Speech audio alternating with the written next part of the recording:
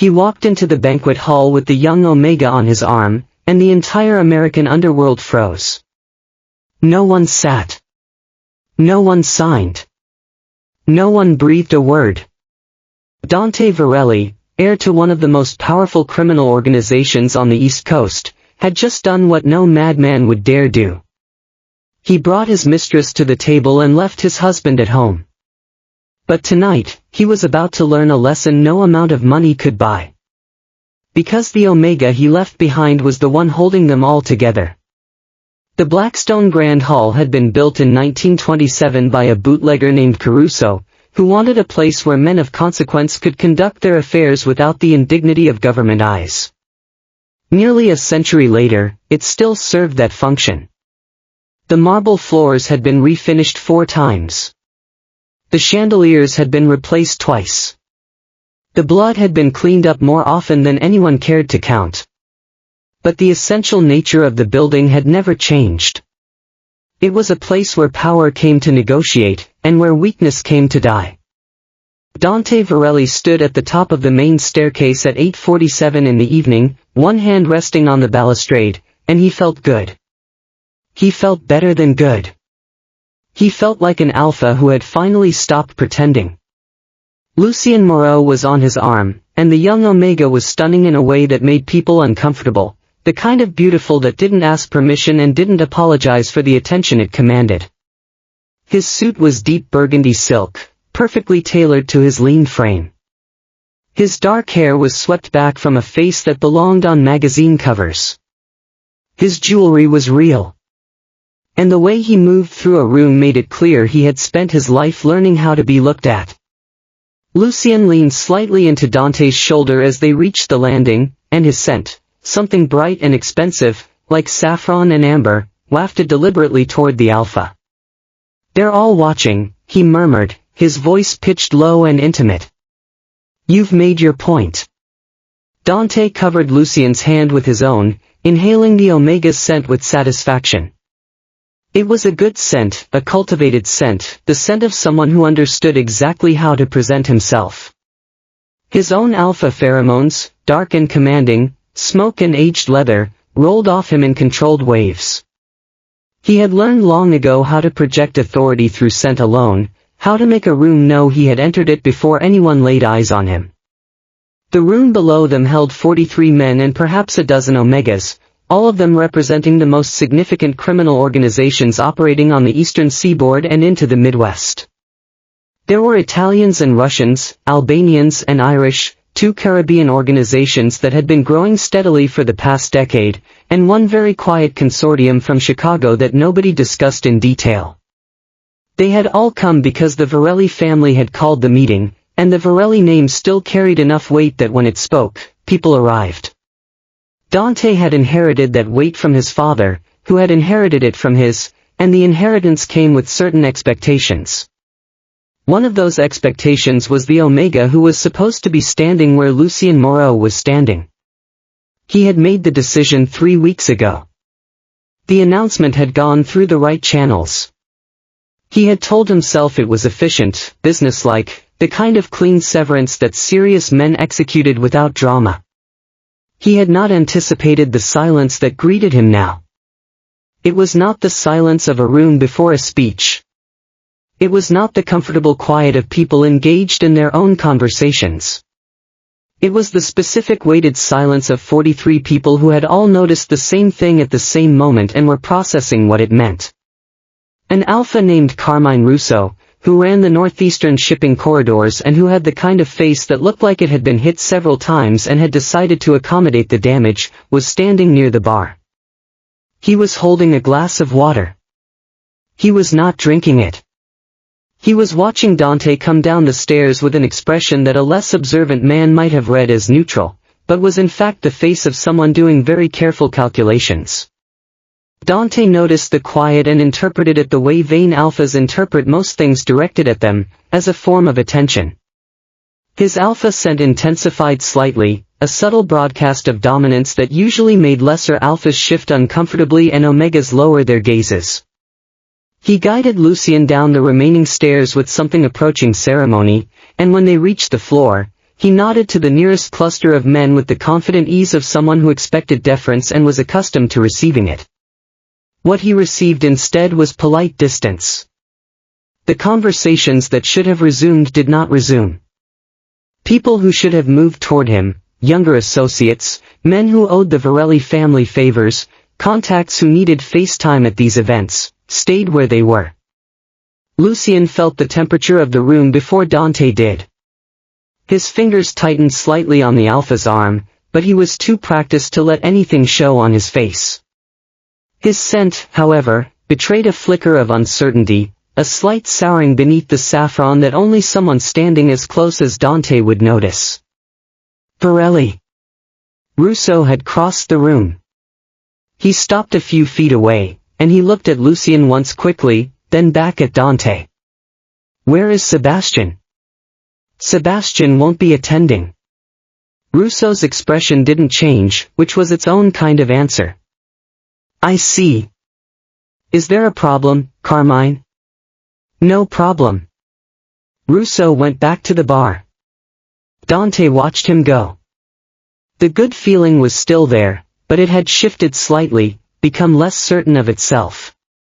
He told himself it was nothing, old alphas and their ceremonies. The gathering would proceed. The agreements would be signed. And the world would continue turning in the direction he intended. He found the table assigned to the Varelli party and seated Lucien. A server appeared with wine. The surface mechanics of the evening continued. But the room around him was operating on a different frequency. He could feel it, the way you feel weather changing before the clouds arrive, a pressure in the air that had no identifiable source. His alpha instincts, usually so reliable, were sending him mixed signals. Something was wrong. Something was fundamentally wrong, and he couldn't identify what it was. 40 minutes passed. The hall, which should have been moving toward the formal opening of the summit, was not moving anywhere. People stood in clusters speaking quietly. The long table at the head of the room, set for the principals of the 7 major families who would anchor the proceedings, remained empty. The chairs were pulled out at precise angles. The water glasses were full. Nobody sat down. Dante found the event coordinator, a nervous beta named Petrov who handled logistics for gatherings of this type and who had been doing so for 15 years, and asked him what the delay was. Petrov looked at him with the expression of a man who would very much prefer to be somewhere else. The principals are waiting, he said carefully. Waiting for what? Petrov said nothing. Petrov. Waiting for what? I think you should speak with Don Aguilar, Mr. Varelli. Don Esteban Aguilar was 71 years old and had been running the Mid-Atlantic organization since before Dante was born. He was a compact alpha with silver hair and the careful movements of someone who had learned long ago that stillness conveyed more authority than motion. He was standing near the windows at the far end of the hall, looking out at the city lights, and he did not turn when Dante approached. Esteban. Dante kept his voice even. We need to start. Yes, Aguilar said. We do. Then why aren't we starting? Aguilar turned from the window. He had dark eyes and a particular quality of attention that comes from having survived a very long time in a profession where inattention gets you killed. He looked at Dante the way you look at something you're not entirely sure you've correctly identified. Where is Sebastian, Dante? I already addressed this with Carmine. Sebastian is not. This is not Carmine asking. Aguilar's voice didn't rise. It never rose. I am asking. And I am asking on behalf of everyone in this room. Dante felt something shift in his chest. Not fear, he told himself it wasn't fear, but a precursor to it. The first intimation that the ground was not as solid as it appeared. His alpha instincts were screaming at him now, a low thrum of warning beneath his skin. Sebastian is at home. He won't be attending the summit. I've made changes to how the Varelli family will be represented going forward. And that is your right. Aguilar paused. What happens in your household is your business. But this gathering is not your household. I'm the head of the Varelli family. The Varelli family called this summit. That means. It means a great deal. Aguilar's tone had not changed. It remained unhurried, almost gentle. But the summit will not begin until Sebastian Varelli is present. Dante stared at him. That's insane.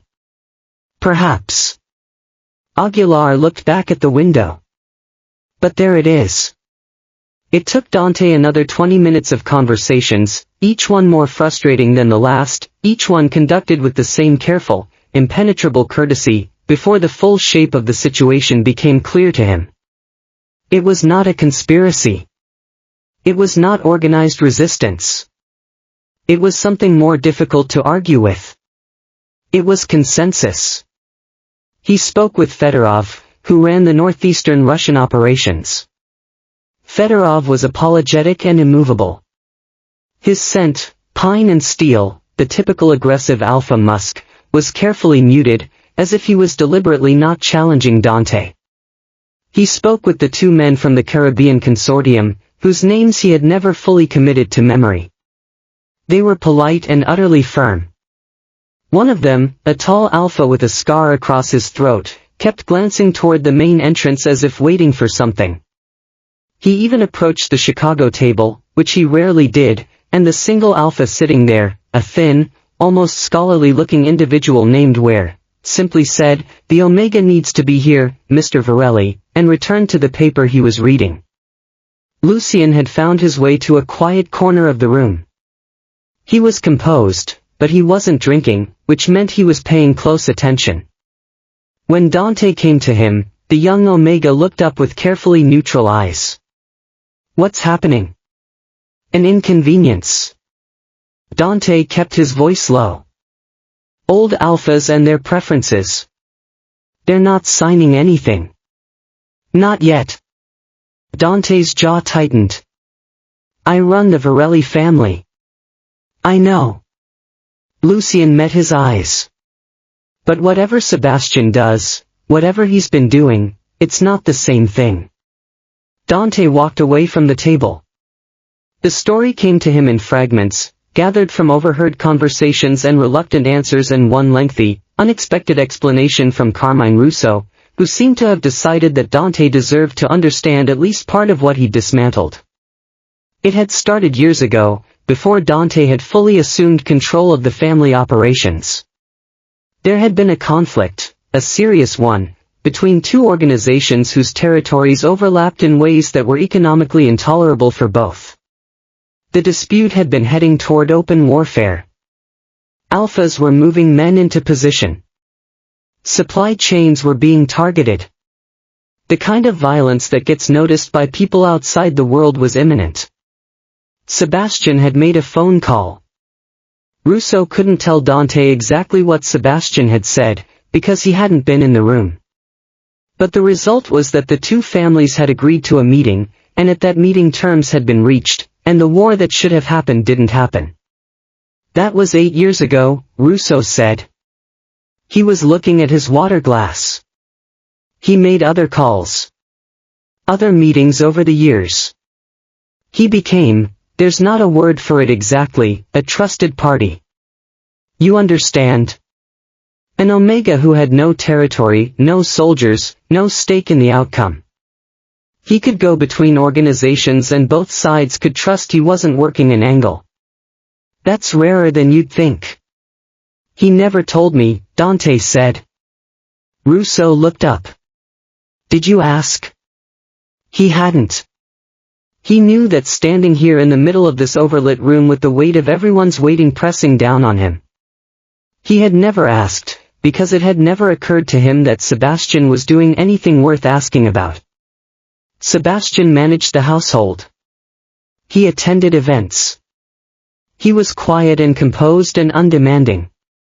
His scent, Dante had always thought of it as simply Omega, the standard warm undertone that all unbonded Omegas carried. He had never paid close attention to it, never noticed the subtle layers beneath the surface. He had interpreted his husband's silence as absence, his discretion as emptiness.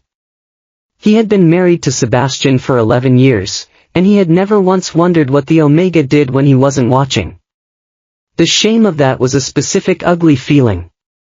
He pushed it down. "There has to be a way to proceed," Dante said. "I'm not calling him. I'm not asking him to come down here after." He stopped. Russo waited. When it became clear that Dante wasn't going to finish the sentence, Russo said, "After you walked into this hall with another Omega and expected everyone to pretend nothing had changed?" Dante didn't answer. "There's no procedure for this. There's no workaround. The agreements that are supposed to be signed tonight, the shipping arrangements, the territory understandings, the debt structures, all of that exists within a framework that Sebastian built and that he maintains.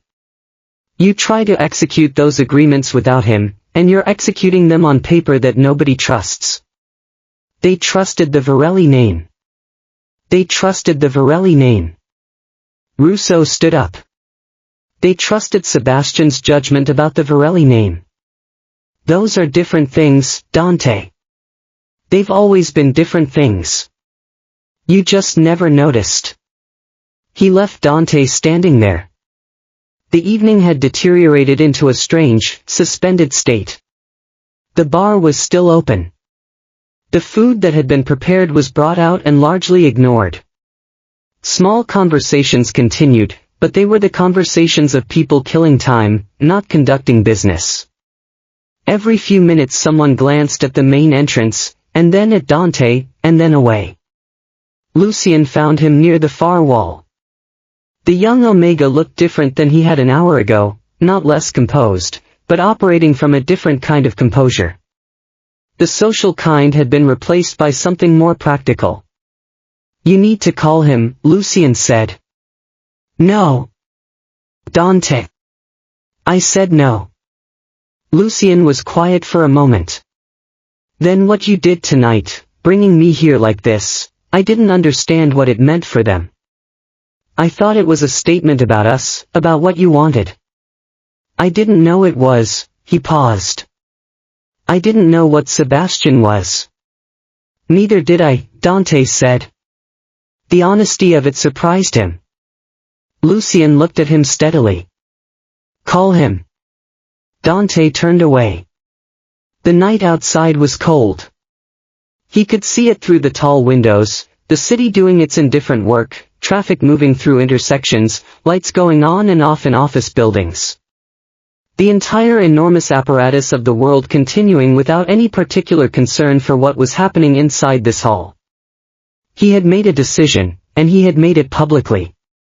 Calling Sebastian now, hat in hand, in front of 43 witnesses who had just watched him parade the Omega's replacement into the room, that was not a thing he could do. The math of his pride made it impossible. Which left him standing here while the most powerful gathering of criminal interests on the eastern seaboard sat idle and waited for an Omega he'd sent home.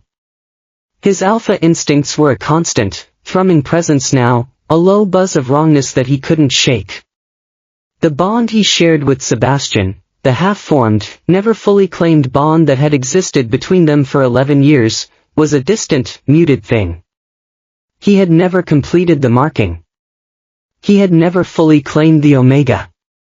Some part of him had always held back, always kept Sebastian at arm's length, always assumed the Omega would be there whenever he decided to want him. That assumption was curdling in his chest. He was still working out what his next move was when the room changed. It happened the way certain things happen, not gradually with warning, but in a single moment.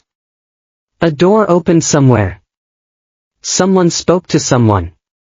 And then the room, which had been doing a credible impression of a normal gathering for the past 2 hours, went completely, absolutely still. Dante turned toward the entrance. The convoy had not been announced. Nobody had called ahead, or if they had, nobody had told him. 4 black vehicles had arrived at the front of the Blackstone Grand, and the men at the door had apparently made the decision to step aside without consulting anyone, because when Dante turned, the main entrance was already open. And Sebastian Varelli was standing in it. He wasn't dressed for a gala. He was dressed for work, a dark suit, minimal jewelry, his dark hair drawn back with the efficiency of someone who had not planned to be here and had not had time to plan. He looked exactly as he always looked, which was to say unremarkable, which was to say that he occupied space without demanding that you accommodate it. He had always been like that. Dante had always taken it for ordinariness.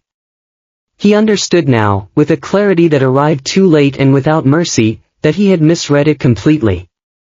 Sebastian's scent hit Dante like a physical blow. It was the same scent he'd been ignoring for 11 years, something deep and complex, like rain on stone and the sharp green of crushed herbs.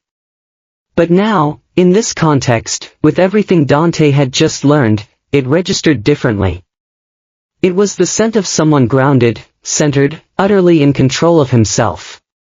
The scent of an Omega who had never needed anyone to tell him who he was. And underneath it, faint but unmistakable, was the ache of the uncompleted bond, the constant, low-level pull that Dante had ignored for so long it had become background noise. Now, with Sebastian standing in front of him, it flared to life, demanding attention. Sebastian scanned the room. It was a quick, precise assessment, the kind of look that a person develops when they've spent years reading environments for threat, for alignment, for the 100 small signals that tell you what a room is actually doing beneath what it appears to be doing.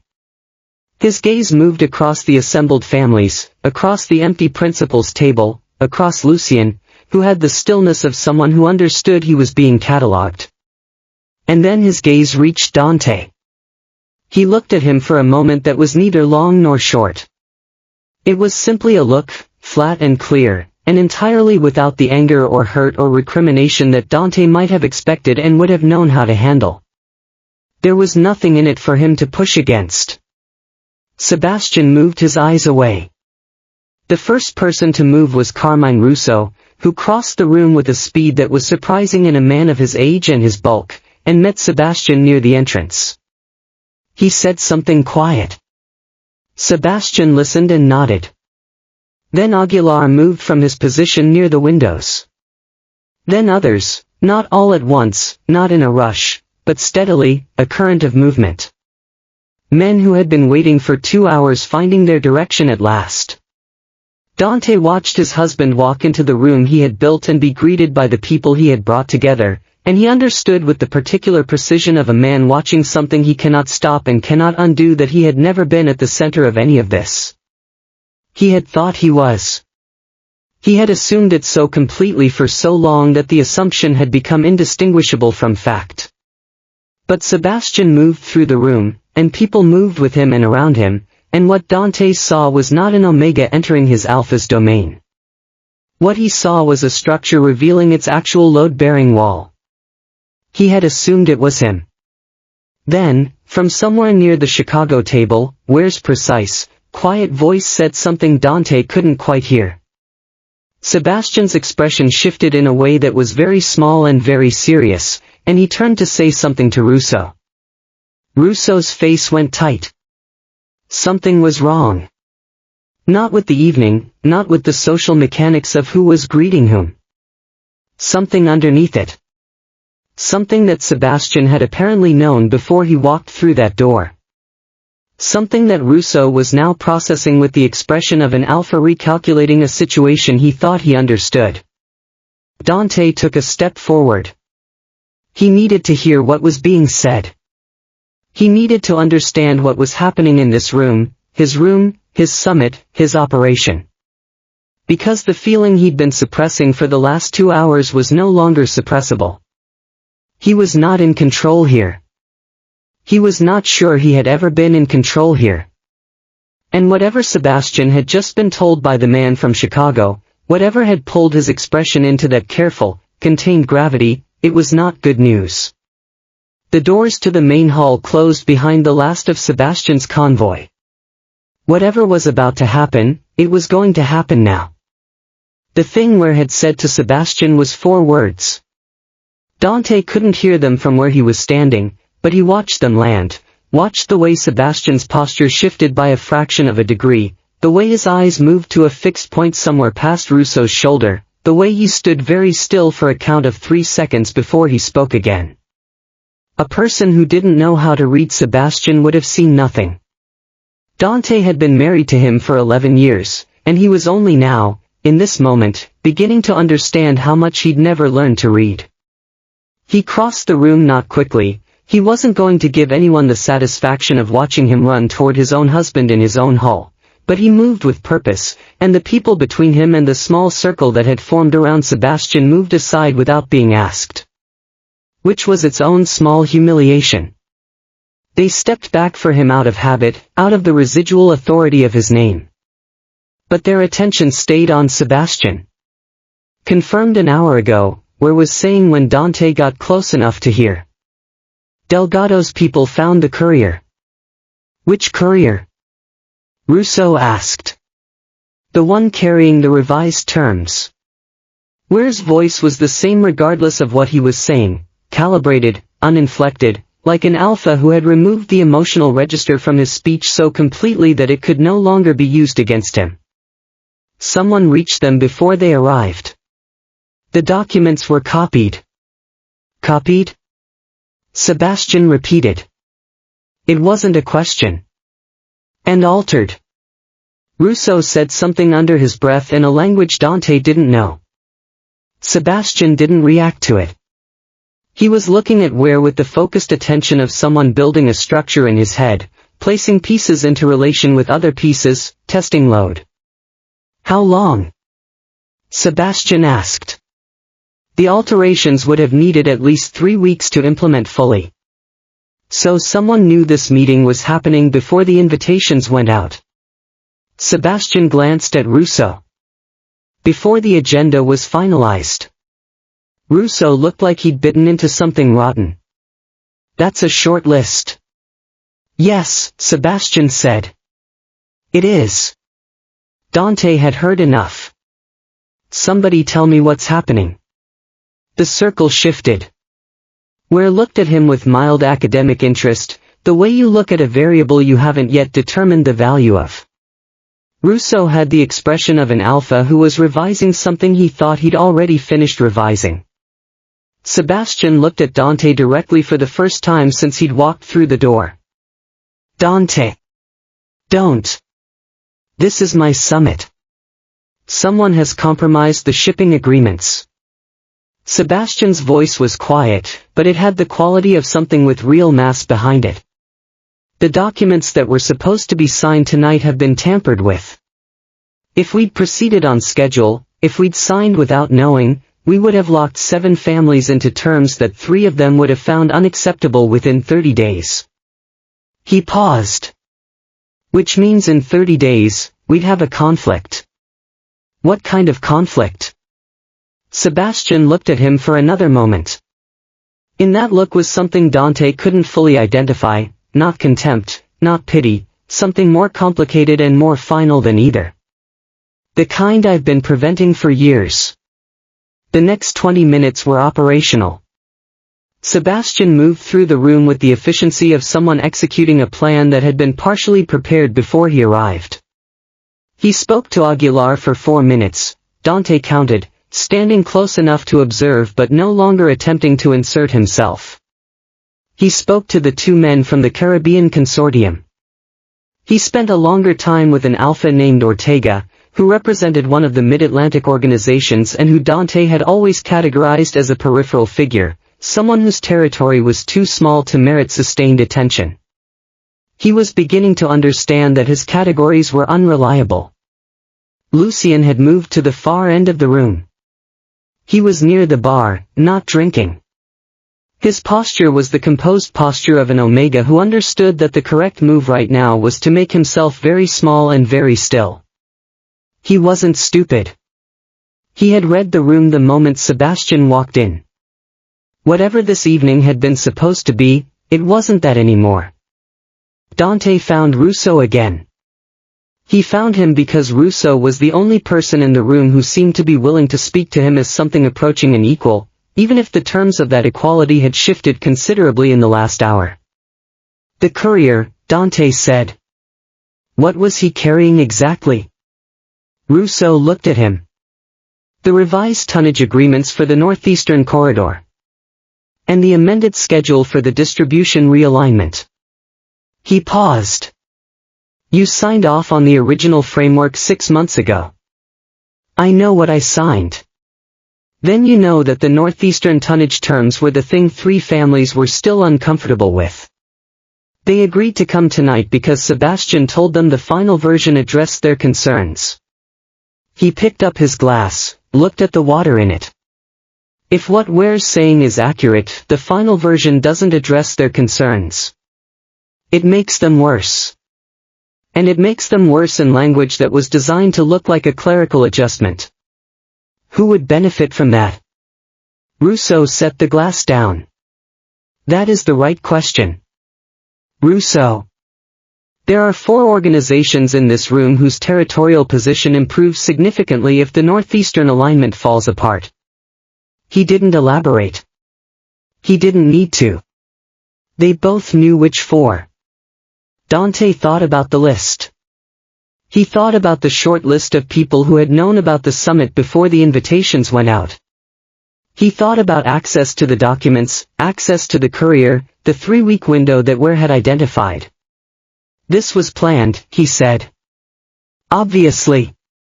Before tonight. Weeks before tonight. Rousseau turned to look at the room. Someone decided to use this gathering, use the specific pressure of getting everyone in one room at one time, to create a conflict that would feel spontaneous. A war that starts at a peace summit is harder to trace back to its origin.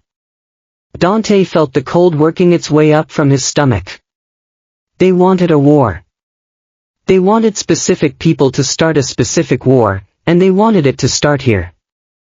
Rousseau looked back at him. Your summit, Dante. Your signature on the original framework. Your meeting, your hall, your agenda. Another pause.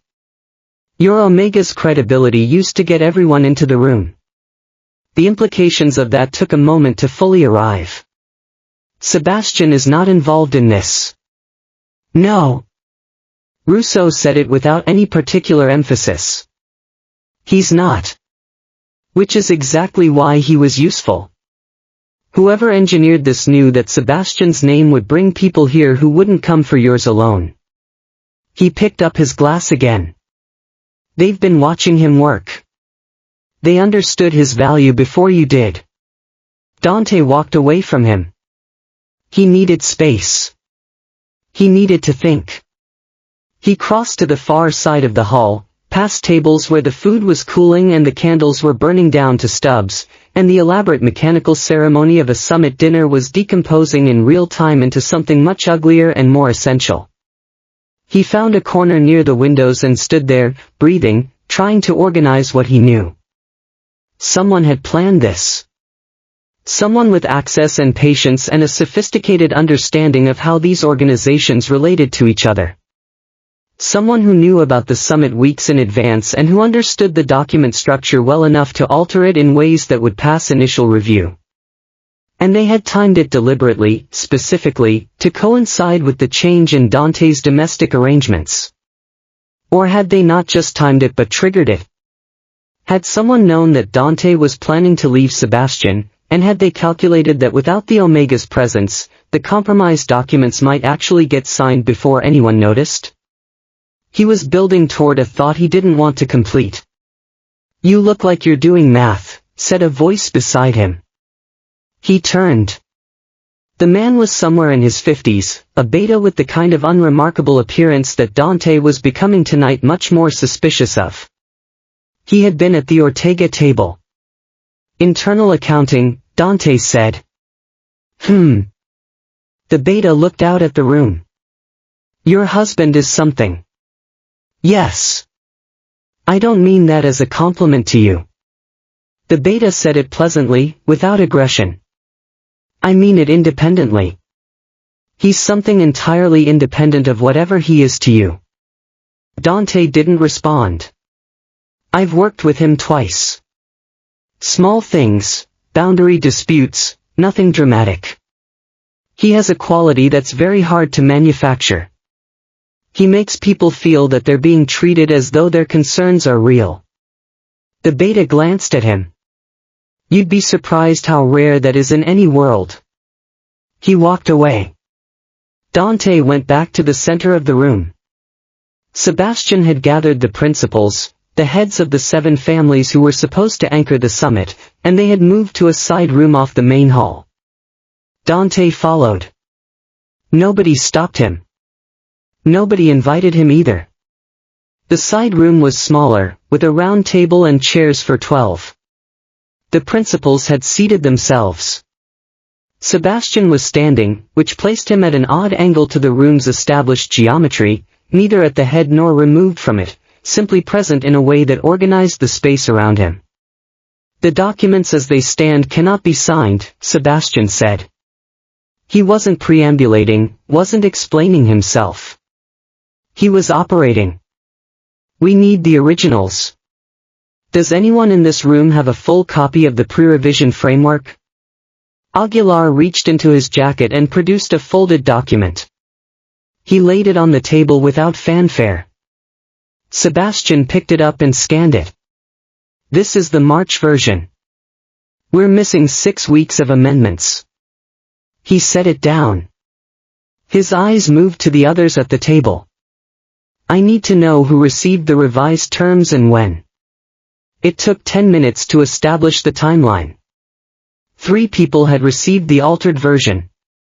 2 of them had caught minor discrepancies but had assumed they were typographical. The third had not read the document carefully because they had been told by a trusted intermediary that it was substantially identical to the March draft. Who told you that? Sebastian asked. The man, an alpha named Brentano who ran a mid-size operation out of Baltimore that had been quietly expanding its reach over the past 3 years, shifted in his chair. A representative. Someone who was coordinating on behalf of the Varelli family. The room went still. Dante felt every head in the room move toward him by a fraction of a degree. I didn't send a representative, he said. He said he was acting on your authorization. Brentano's voice was flat, careful. He had documentation. What documentation? A letter. Your signature. That's not possible. I have it. Brentano reached into his jacket and placed a folded envelope on the table. Sebastian picked it up.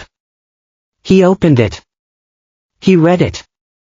His face was controlled. It was always controlled. Dante was understanding that now. It was not emptiness but discipline, but something tightened around his eyes.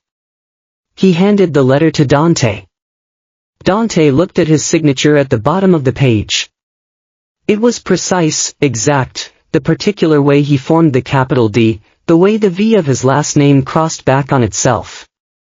He had not written this letter. That's a forgery, he said. Yes, Sebastian said. It is. Then someone has been operating under your name. Aguilar said it quietly. Sebastian looked at him steadily. For at least 6 weeks. The room held that information. Aguilar said, this changes the shape of the problem. It changes everything about the shape of the problem. Whoever did this didn't just tamper with documents. They established a false channel of communication. They impersonated the head of the Varelli family to a principal organization. Sebastian paused. That requires access. And it requires knowledge. Internal knowledge. Rousseau said from the corner where he'd positioned himself, yes.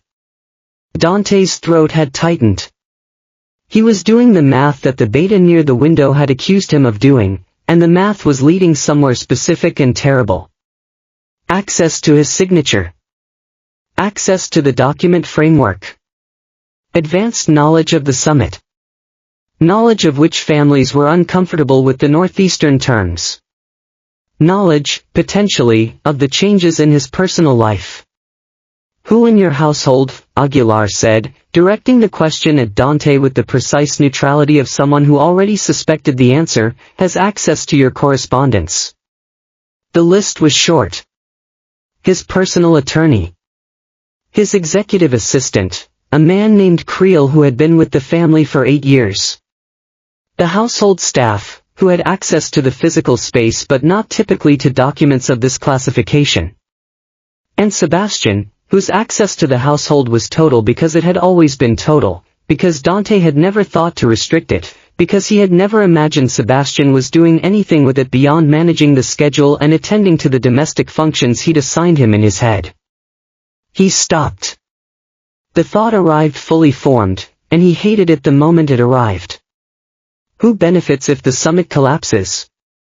Who benefits if the alliance fractures? Who has spent years building relationships with every family in that room, relationships he never noticed, never tracked, never understood? Who walked through that door tonight not with relief that the summit was being saved, but with information she derived knowing, information about careers and alterations and timelines that an Omega who had been at home all evening should not necessarily have possessed? Dante. Sebastian's voice was level. He looked at Sebastian. The Omega was watching him with the expression of a man who had read exactly what Dante was thinking and was deciding how to respond to it. Don't, Sebastian said. I'm not. You are. Sebastian said it without anger, which was almost worse. You're doing what alphas do when they're frightened and they need the problem to have a shape they can manage. You're looking at me. I'm looking at the facts. The facts. Sebastian's scent sharpened slightly, not with anger, but with something more controlled.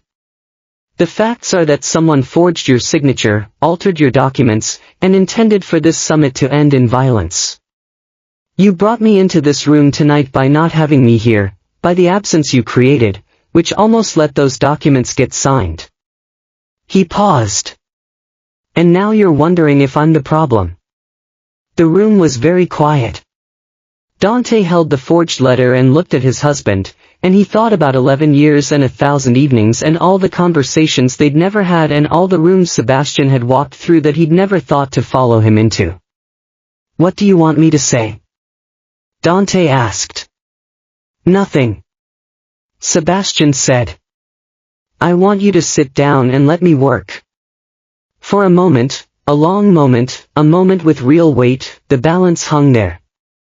Dante's alpha instincts warred with something else, something that felt uncomfortably like shame.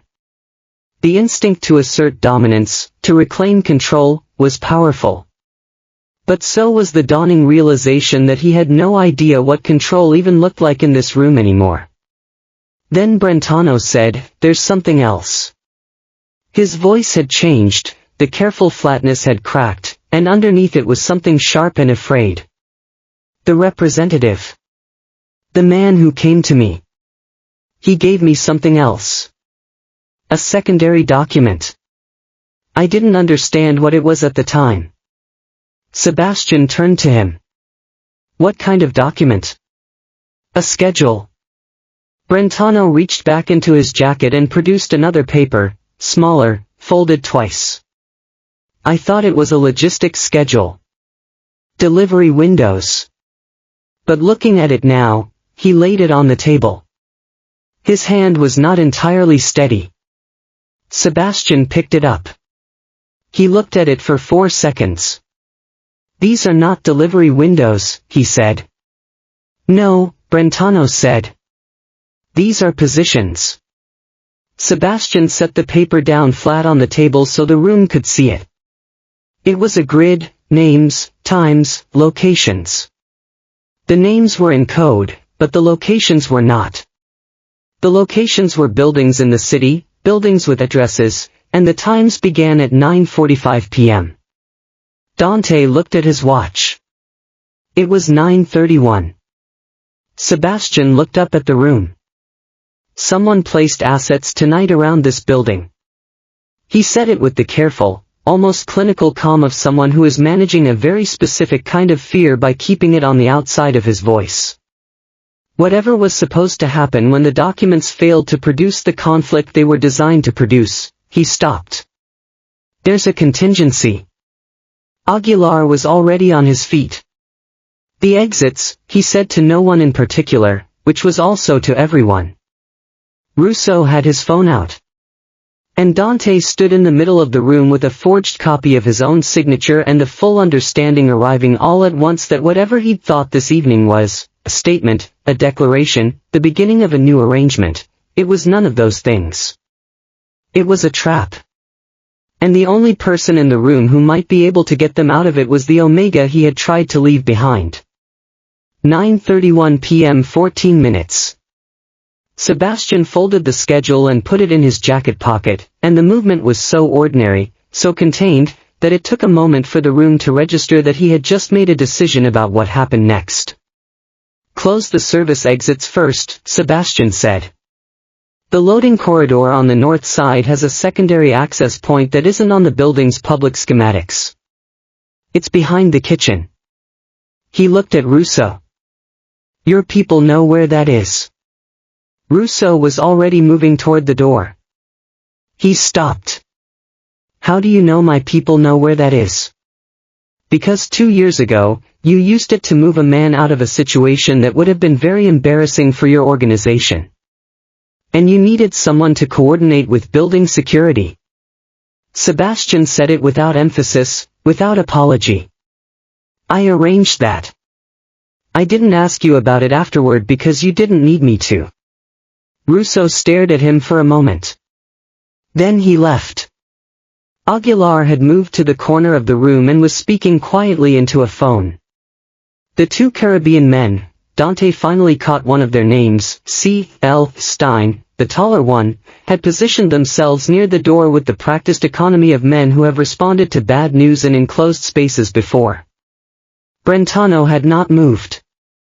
He was sitting at the table with his hands flat on the surface, looking at nothing, the posture of an alpha who is trying to decide whether he has made a fatal error. Dante looked at the schedule again. The grid, names in code, locations in plain text. How many, he asked. Sebastian turned. How many what?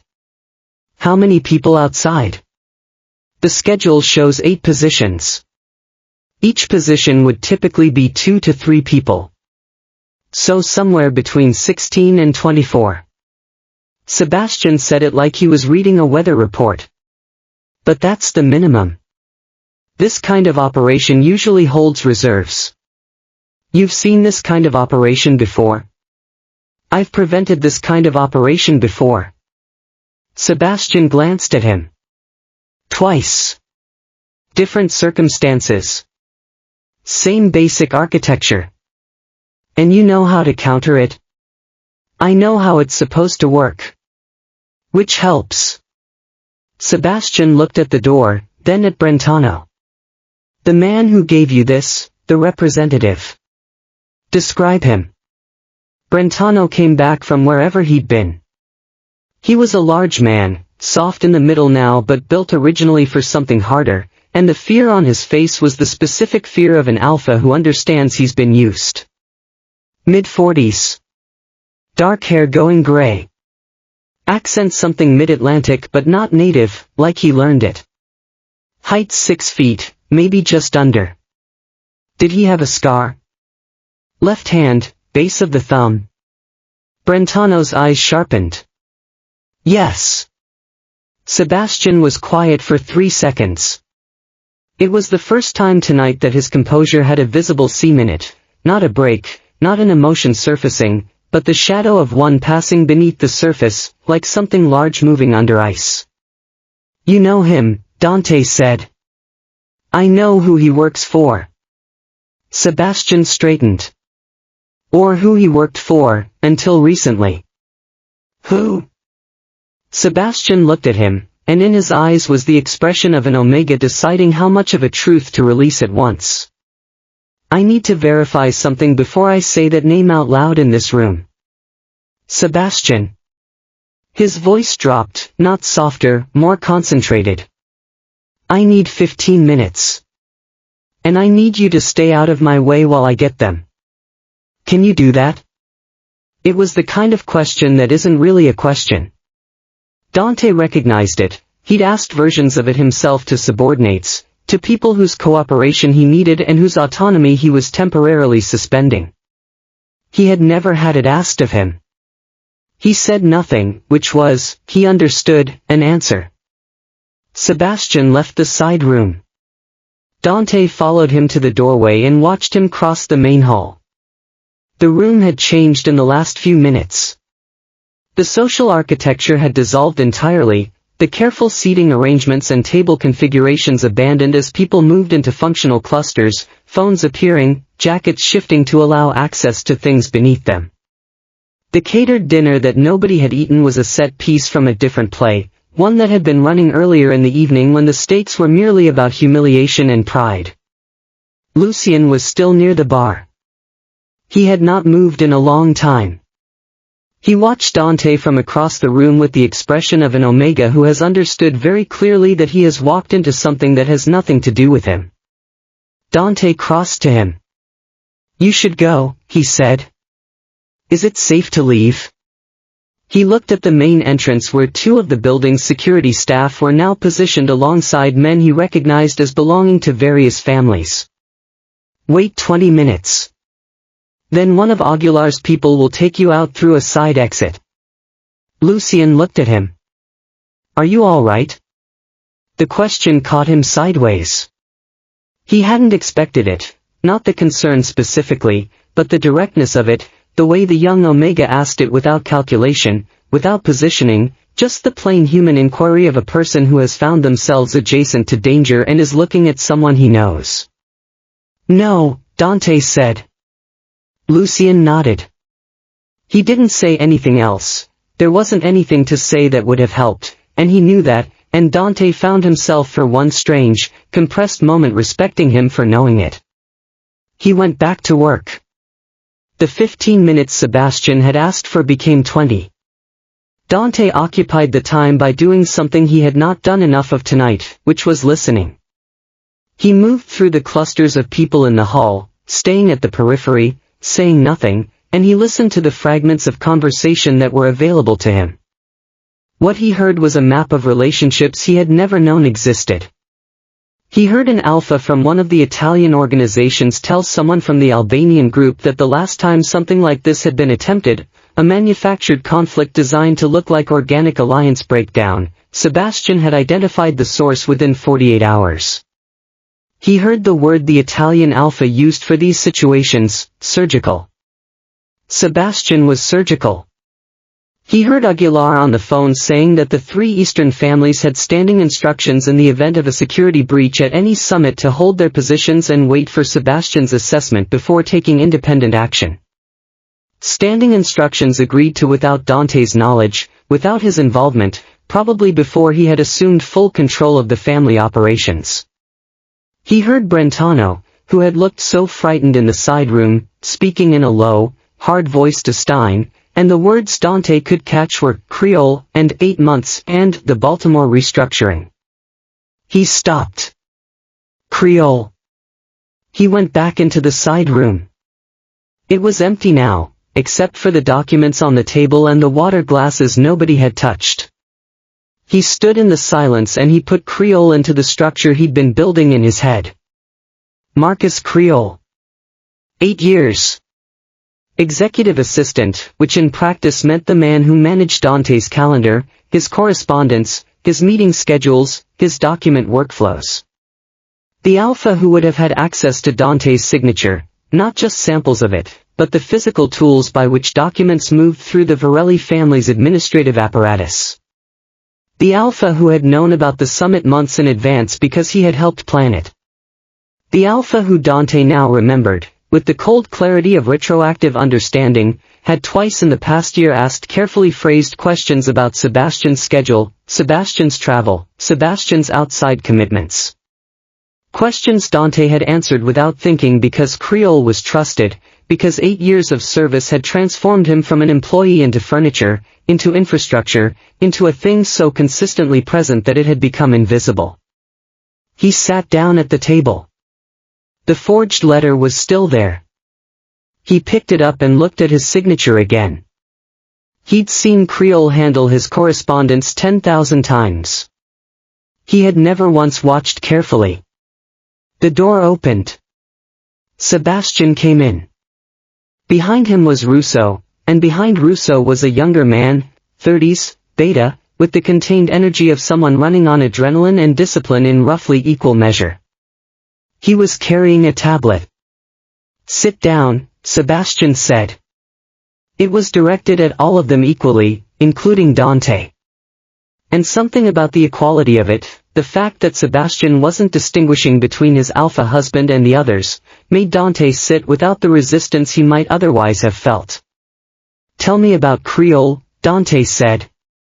Sebastian looked at him.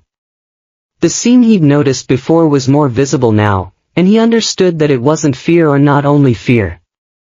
It was something more personal, something that had to do with the specific weight of being right about something you had hoped to be wrong about. His name isn't Marcus Creole. Or rather, that name is real, but it belongs to a different person. The man in your office for the past 8 years obtained that identity in 2016. Sebastian sat down across from him. His actual name doesn't matter right now. What matters is who he reports to. He nodded to the beta with the tablet. The beta turned it to face the table. On the screen was a photograph, an alpha in his 60s, heavy-set, with the particular brand of prosperous confidence that comes from having made large amounts of money in fields that don't invite scrutiny. He was at some kind of outdoor event, a race from the look of it, horses in the background. Dante knew the face. He stared at it for a moment to make sure, and then he said, "That's Harlan Voss." "Yes," Sebastian said. "Voss is," he stopped. He was trying to organize what he knew about Harlan Voss, which was a strange exercise because Harlan Voss was someone he'd always known about without ever considering important. Voss ran interests in the Midwest, not one of the 7 major families, not a principal, but an alpha with money and reach and a long history of operating at the margins of the underground economy in ways that never quite justified a direct confrontation. "Voss isn't in this room tonight." "No. He wasn't invited. He never has been." "He's not," Sebastian searched for the word. "He's not at the table," Rousseau said from behind him, and the phrase landed with a specific weight. Not at the table, which in this world had a meaning as precise as a legal definition. "He's been trying to get there for 15 years, Sebastian said. "He's not aligned with any of the recognized structures. His organizations work in the spaces between territories. He profits from instability, specifically, he profits when established alliances break down because the disruption creates opportunities that wouldn't exist in stable conditions." He folded his hands on the table. "I've been watching him for 4 years. You never told me. I tried to tell you about him 18 months ago. You told me it wasn't necessary for me to be involved in external assessments." The memory surfaced. He had said those words. He had said them because Sebastian had interrupted a meeting, walked into his office while he was with Creole and 2 other people, and he had interpreted it as an intrusion, the domestic sphere bleeding into the professional. He had dealt with it the way he dealt with things he found inconvenient, which was quickly and without much thought. "What did you try to tell me?" he asked. That someone had been feeding Voss information about the summit planning. That there was an internal channel he was using. That I hadn't been able to fully identify yet. Sebastian paused. "I identified it 6 weeks later. It was Creole." The room was very quiet. 6 weeks later, Dante said. So I've known about Creole for approximately 5 months. Sebastian held his eyes. I've been managing what he was given access to, feeding controlled information through him to Voss, trying to understand the full scope of the operation before I moved on it. He paused. I didn't anticipate the forged letter. That was a newer layer. Something Voss added when he realized the original document manipulation might not be sufficient. Dante's voice came out flat. You knew about Creole for 5 months, and you didn't remove him. I was building a case. He forged my signature. I know. He has been in my office handling my correspondence with access to everything. I know, Dante. Sebastian's voice stayed even, but the effort of keeping it there was visible now in the set of his jaw. I was managing it. I had people monitoring his communications. I knew every document he touched. What I didn't have, until tonight, was Voss's full network, who his assets were, where they were positioned, which organizations he had relationships with inside this alliance. He gestured toward the tablet. Now I have most of that. Because he deployed it tonight. You let it get this far, Dante said. You knew, and you let it. I was doing what I always do. Something finally broke through, not anger exactly, but the pressure behind anger, the heat of an Omega who has been controlled for a long time losing partial hold of that control. I was working the problem completely and quietly and making sure that when I moved, it would be decisive and permanent. Not a half measure that left Voss operational and unaware that we'd identified him. He stopped, took one breath. I had been working this problem for 5 months while managing 6 other situations across 3 organizations, while maintaining every agreement and relationship in this alliance, while he stopped himself. The room held the silence. Russo looked at the ceiling. The beta with the tablet had become very interested in something on the screen. Dante looked at his husband. He looked at the controlled fury in Sebastian's face, the exhaustion underneath it, the 5 months of weight that Sebastian had carried without telling him because he had told Sebastian specifically, in those words, 18 months ago that it wasn't necessary for him to be involved. The assets outside, Dante said. Voss's people. Yes. Sebastian brought himself back to operational. Dante watched him do it, watched him physically reset, shoulders lowering by a fraction, jaw releasing. That's the contingency I mentioned. When the documents failed to generate the conflict on schedule, when I walked in and the summit didn't collapse the way it was supposed to, Voss moved to the secondary option. He paused. Which is remove the obstacle. Me. The word landed in the room like something dropped from a height. He's not after the alliance, Russo said. It wasn't a question.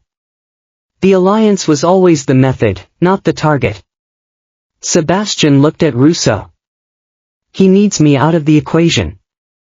As long as I'm functional, he can't create the sustained instability he needs to expand. He's tried 3 times in 4 years to manufacture situations that would damage my relationships with the families in this room. This is the 4th attempt. Another pause. It's also the most serious. Dante stood up. The chair scraped back, and he stood and he put his hands flat on the table the way Brentano had, not because his hands needed support, but because he needed to feel something solid. Where is Creole right now? He said. He was in your office at 7 p.m. After that, my people lost him. He knows we're onto him. Sebastian watched him. Someone told him. Who? That's what I don't have yet. Dante looked at the door. He was thinking about 8 years, 8 years of proximity, of access, of trust extended incrementally and automatically in the way you extend trust to infrastructure, not because you've verified it but because you've stopped thinking of it as something that requires verification. Creole had been in the room when Dante had made the decision about Sebastian. Had heard the conversation. Had almost certainly communicated it to Voss within hours. The timing of the evening was no longer mysterious. Voss had known Sebastian wouldn't be at the summit. He had planned around Sebastian's absence. And Dante had provided that absence. I handed him this, Dante said. My decision tonight. Not bringing Sebastian. He knew about it and he built the contingency around it. Nobody corrected him. If Sebastian's not there to catch the documents, the conflict starts. If he shows up anyway, he stopped. Then the documents become secondary, Sebastian said. And Voss moves to the assets. The tablet made a sound.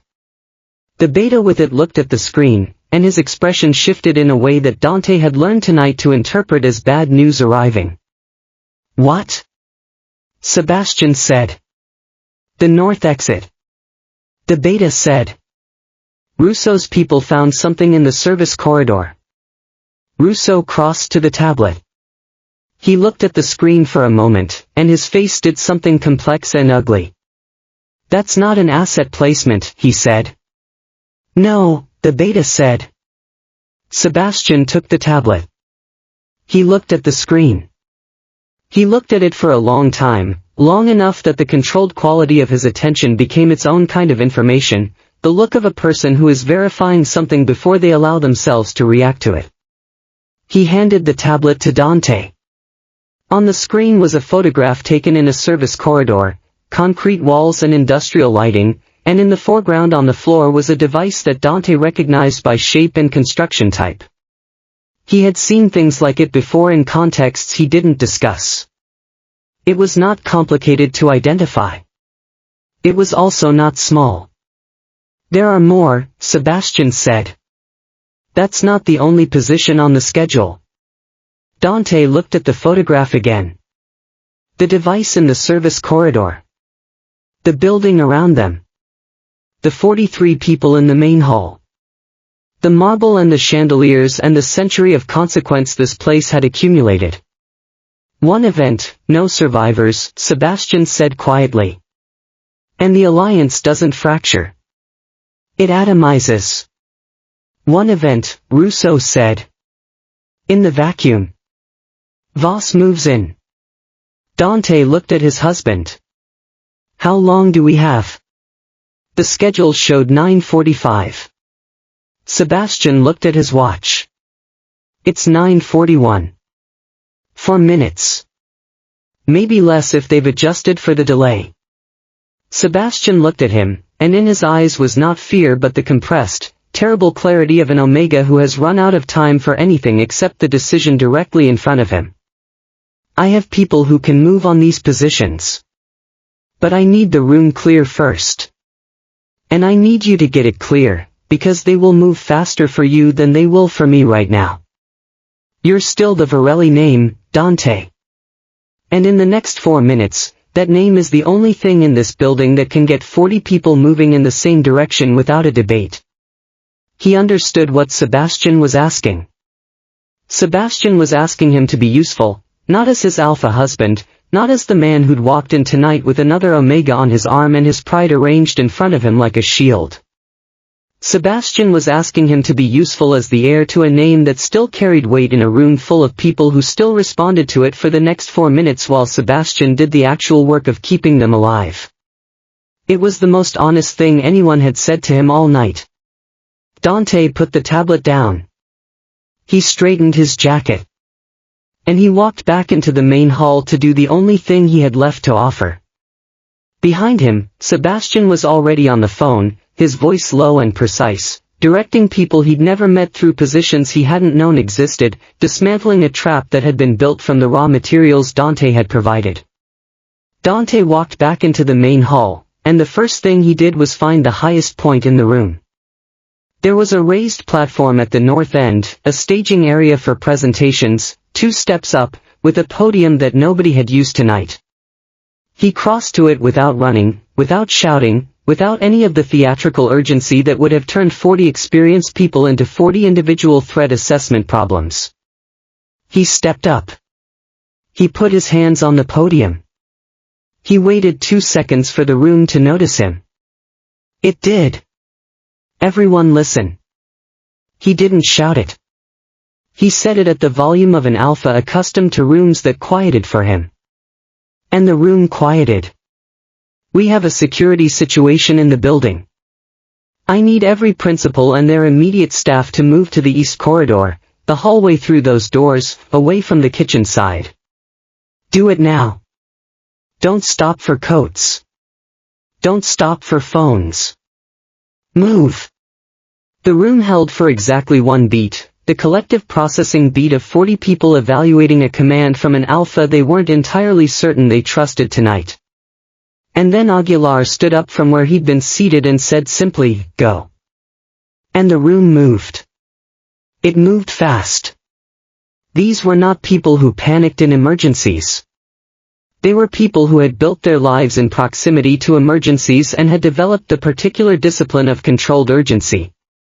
Fast without frantic, decisive without chaotic. Chairs scraped. The beautiful untouched dinner became an obstacle course. The candles guttered in the draft of bodies moving. Dante stayed at the podium until the last cluster of people had cleared through the east corridor doors. Then he stepped down. The hall was empty. For a moment he stood in the silence of it, the chandeliers blazing over nobody, the set table abandoned, the whole elaborate structure of the evening reduced to furniture. And then the north side of the building made a sound. It was not the sound he'd been dreading. It was not catastrophic. It was sharp and contained, and followed immediately by 2 more sounds in quick succession, and then voices shouting, the specific register of people who are very afraid and very angry simultaneously. He ran toward it. The service corridor off the north kitchen exit was narrow and harshly lit, fluorescent tubes and wire cages running the length of the ceiling. 2 of Russo's men were at the far end, and between Dante and them was a scene that had already resolved itself by the time he arrived. A man face down on the concrete floor, wrists being secured. And next to him, a device that someone had begun the process of disarming and then apparently stopped, because the someone was now sitting against the wall with his hand pressed to his shoulder and blood coming through his fingers at a rate that suggested he needed to be somewhere with medical equipment. Sebastian was already there. He was crouched next to the man on the floor, talking to him in a voice too low for Dante to hear. The man said something, and Sebastian turned his head by the jaw, not gently, and looked at his face, and then he said something else. He stood up. He looked at the device on the floor. He looked at the man against the wall. "Torres," he said. The man, Torres, one of Sebastian's apparently, looked up. His face was gray and sweating, and the hand on his shoulder was doing insufficient work. "It's disabled," Torres said. "Third mechanism was the live one. Took me too long to find it." "You found it." "Barely." "You found it." Sebastian said it with a specific weight, not reassurance, something harder than reassurance, the acknowledgement between people who operate in conditions where barely counts. "Can you walk?" "Yeah." "Then get up and walk. Because there are 2 more positions and I need your hands." Torres got up. His face did something extremely controlled and unpleasant, and he got up. Dante looked at the man face down on the concrete. "Vasas? Contract asset. Local, not one of his regulars. Which means the regulars are at the other 2 positions." Sebastian was already moving back toward the main corridor. "Keep up or go back to the east corridor." He kept up. The second position was in the basement mechanical room, a space of water heaters and electrical panels and the building's industrial systems. A place that nobody with legitimate business visited and that a motivated person with advanced building knowledge could access through a utility entrance on the building's south side. Sebastian's people had gotten there first. Or almost first. When Dante came through the door behind him, there were 4 people already in the room. 2 of them were Sebastian's. 2 of them were not. And the 2 that were not behaving cooperatively. What followed was 30 seconds that Dante watched with the compressed, hyper-detailed attention of someone whose perceptual systems have been informed by his body that the situation is serious. It was not choreographed. It was ugly and close and loud in the hard-walled space. And it ended with one of Sebastian's people down, not badly, a blow to the head that took him to his knees, and the other one controlling a situation that technically qualified as controlled but only technically. Sebastian had not moved during those 30 seconds. He had stood 3 feet inside the door with his attention on the device against the far wall, and when the 30 seconds ended, he crossed directly to it. He crouched, and he began working with the focus speed of someone who has done this before or has been taught by someone who has. Dante watched his husband's hands and thought about the 11 years of their marriage and could not identify a single moment when he had imagined Sebastian here, in a basement, doing this. Dante. Sebastian's voice was level, but there was an edge under it now, the edge of someone who is operating at capacity and does not have room for extraneous attention. The man by the door. He turned. The man who'd been subdued was trying to use the moment of distraction to create a different kind of moment. Dante crossed to him in 4 steps and made decisions that he would not have said in different circumstances that he was capable of making quickly, and the man stopped trying. His hands were not clean when he stepped back. "Third position," he said. "West stairwell." Sebastian stood up.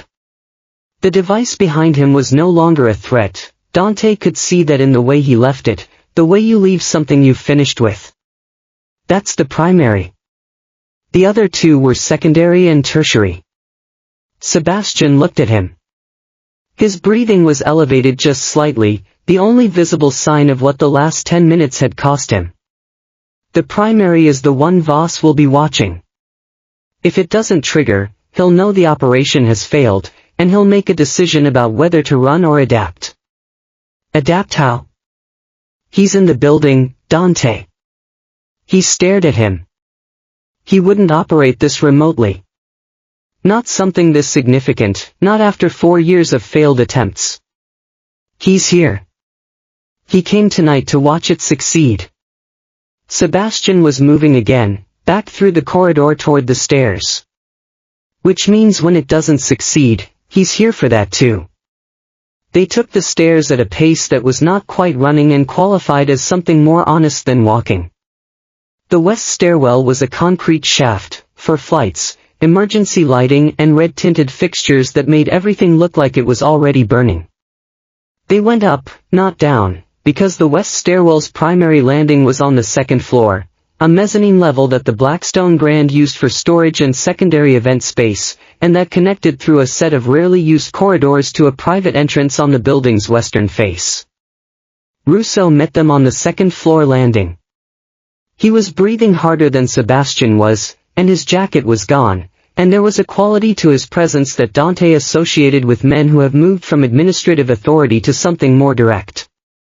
"Third position's clear," Russo said.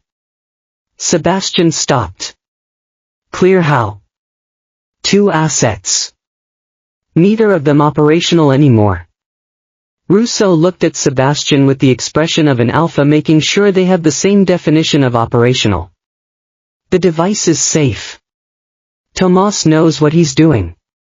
Sebastian exhaled 1 breath, controlled, and then he was back. Voss. Private corridor, west side. Russo's jaw was set. "He's not alone." "How many?" "We think 3. Could be more." Sebastian looked at the corridor ahead of them. The emergency lighting turned his face into a study in red and shadow, and Dante saw something in his expression that he had not seen all evening, not fear, but the particular gravity of an Omega who has been working toward a confrontation for 4 years and has now arrived at it and is deciding what he's going to do with it. "I go in," Sebastian said. "Sebastian," Russo started. "I go in," Sebastian said again. "Not you. Not your people. Me." He looked at Russo with the direct, quiet authority of someone who has earned the right not to repeat himself. "He came here for me. If your people go in first, he does something irreversible. If I go in," he stopped. "He's been trying to remove me from the equation for 4 years. He'll want the satisfaction of knowing he had me in the room. That's a terrible plan, Russo said. It's the accurate plan, Sebastian said. Which is different? He looked at Dante. Dante looked back at him. You don't go in alone, Dante said. Something moved across Sebastian's face that Dante couldn't fully name. Not gratitude, it was more complicated than gratitude. It was the expression of a person who has been operating without backup for so long that the offer of it arrives like something from a foreign language, recognizable but not yet fully parsable. Dante.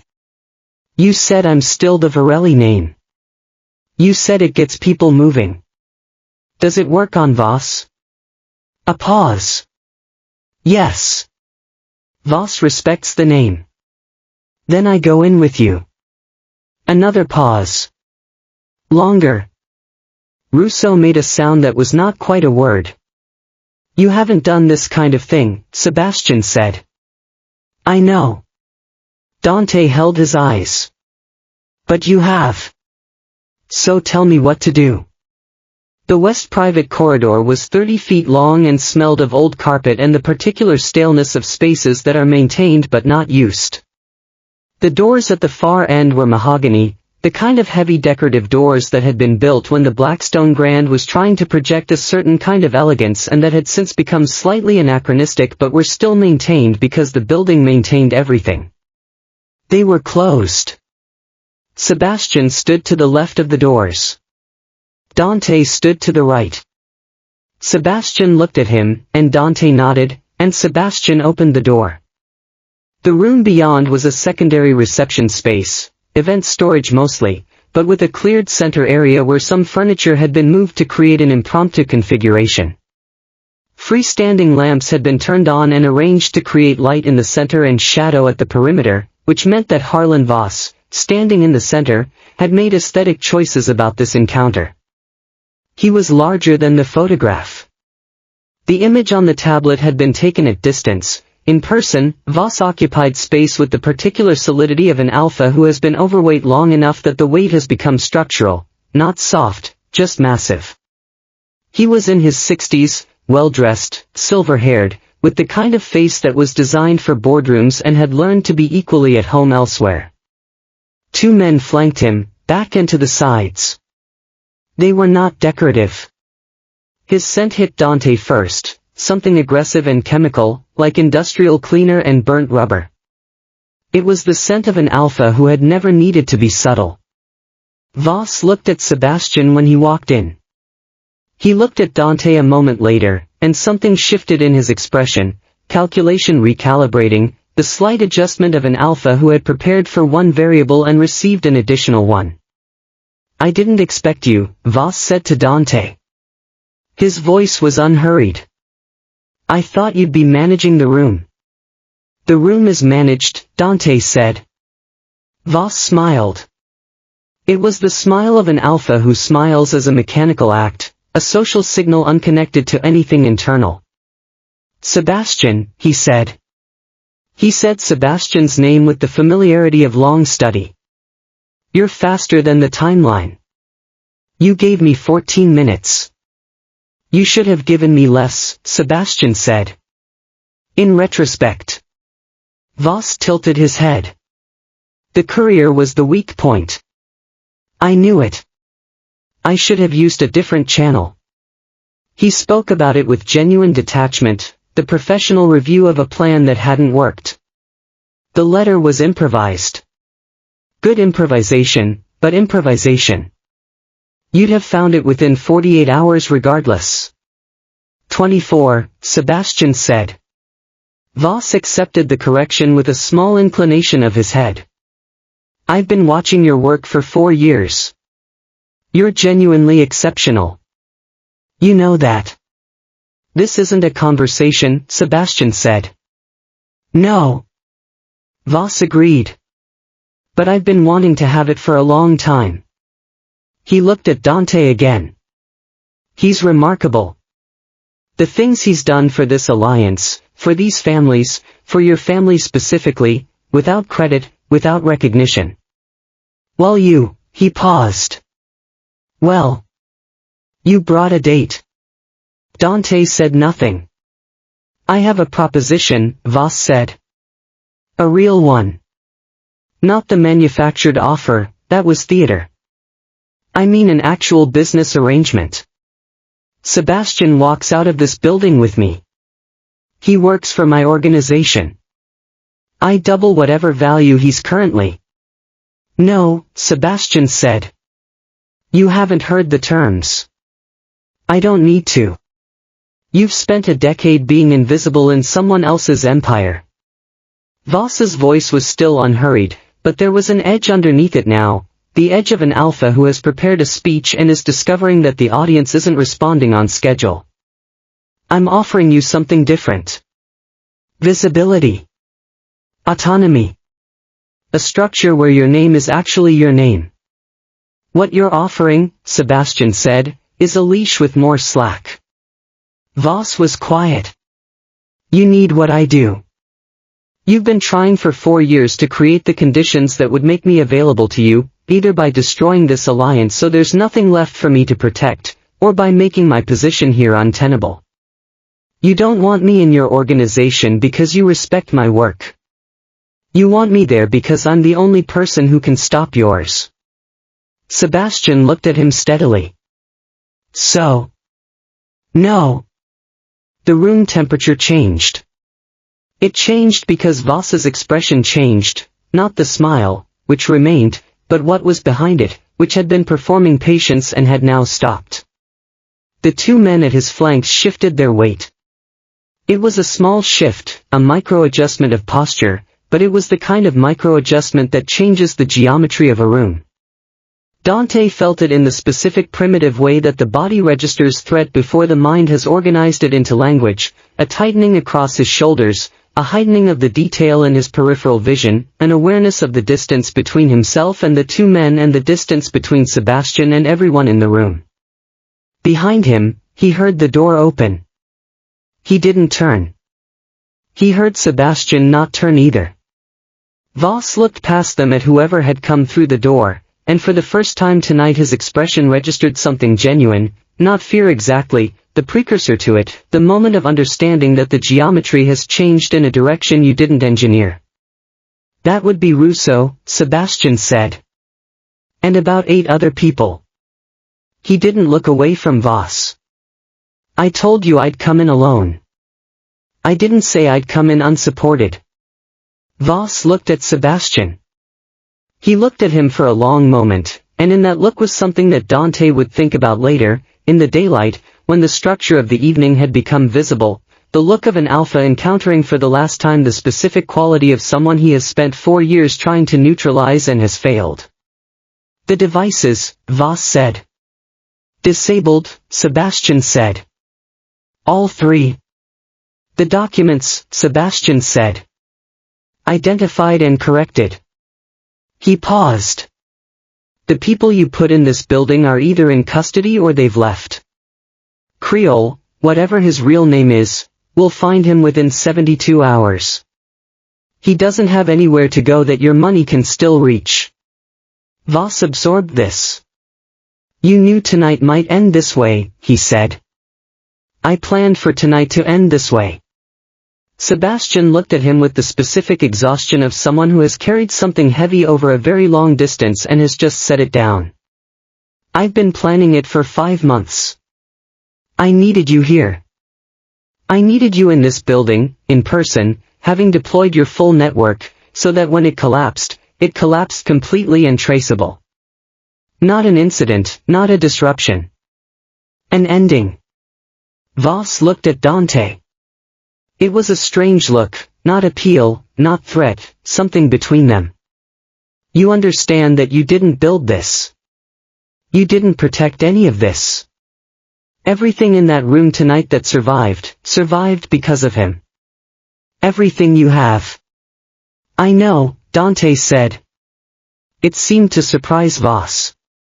He had prepared, Dante suspected, for denial, for the reflexive defense of an alpha protecting his image. The flat acknowledgement seemed to take the air out of something he'd been holding. Russo's people came forward. Voss didn't resist. He had the bearing of an alpha who has assessed the mathematics and found them unambiguous. He straightened his jacket. He looked at Sebastian one last time with the expression of an alpha filing something away. For years, Voss said. For years, Sebastian confirmed. They took him through the door. The room emptied around them until it was just Dante and Sebastian standing in the lamplight of a storage room on the second floor of a building that had nearly been the last room most of its occupants ever stood in. Sebastian sat down. It was the first time he had sat down in, Dante looked at his watch, nearly 2 hours. He sat in a chair that had been pushed to the side of the room, and he put his elbows on his knees, and he put his face briefly in his hands. The gesture was so ordinary and so exhausted and so entirely without the control that had sustained him through everything leading up to it that it hit Dante with the force of something physical.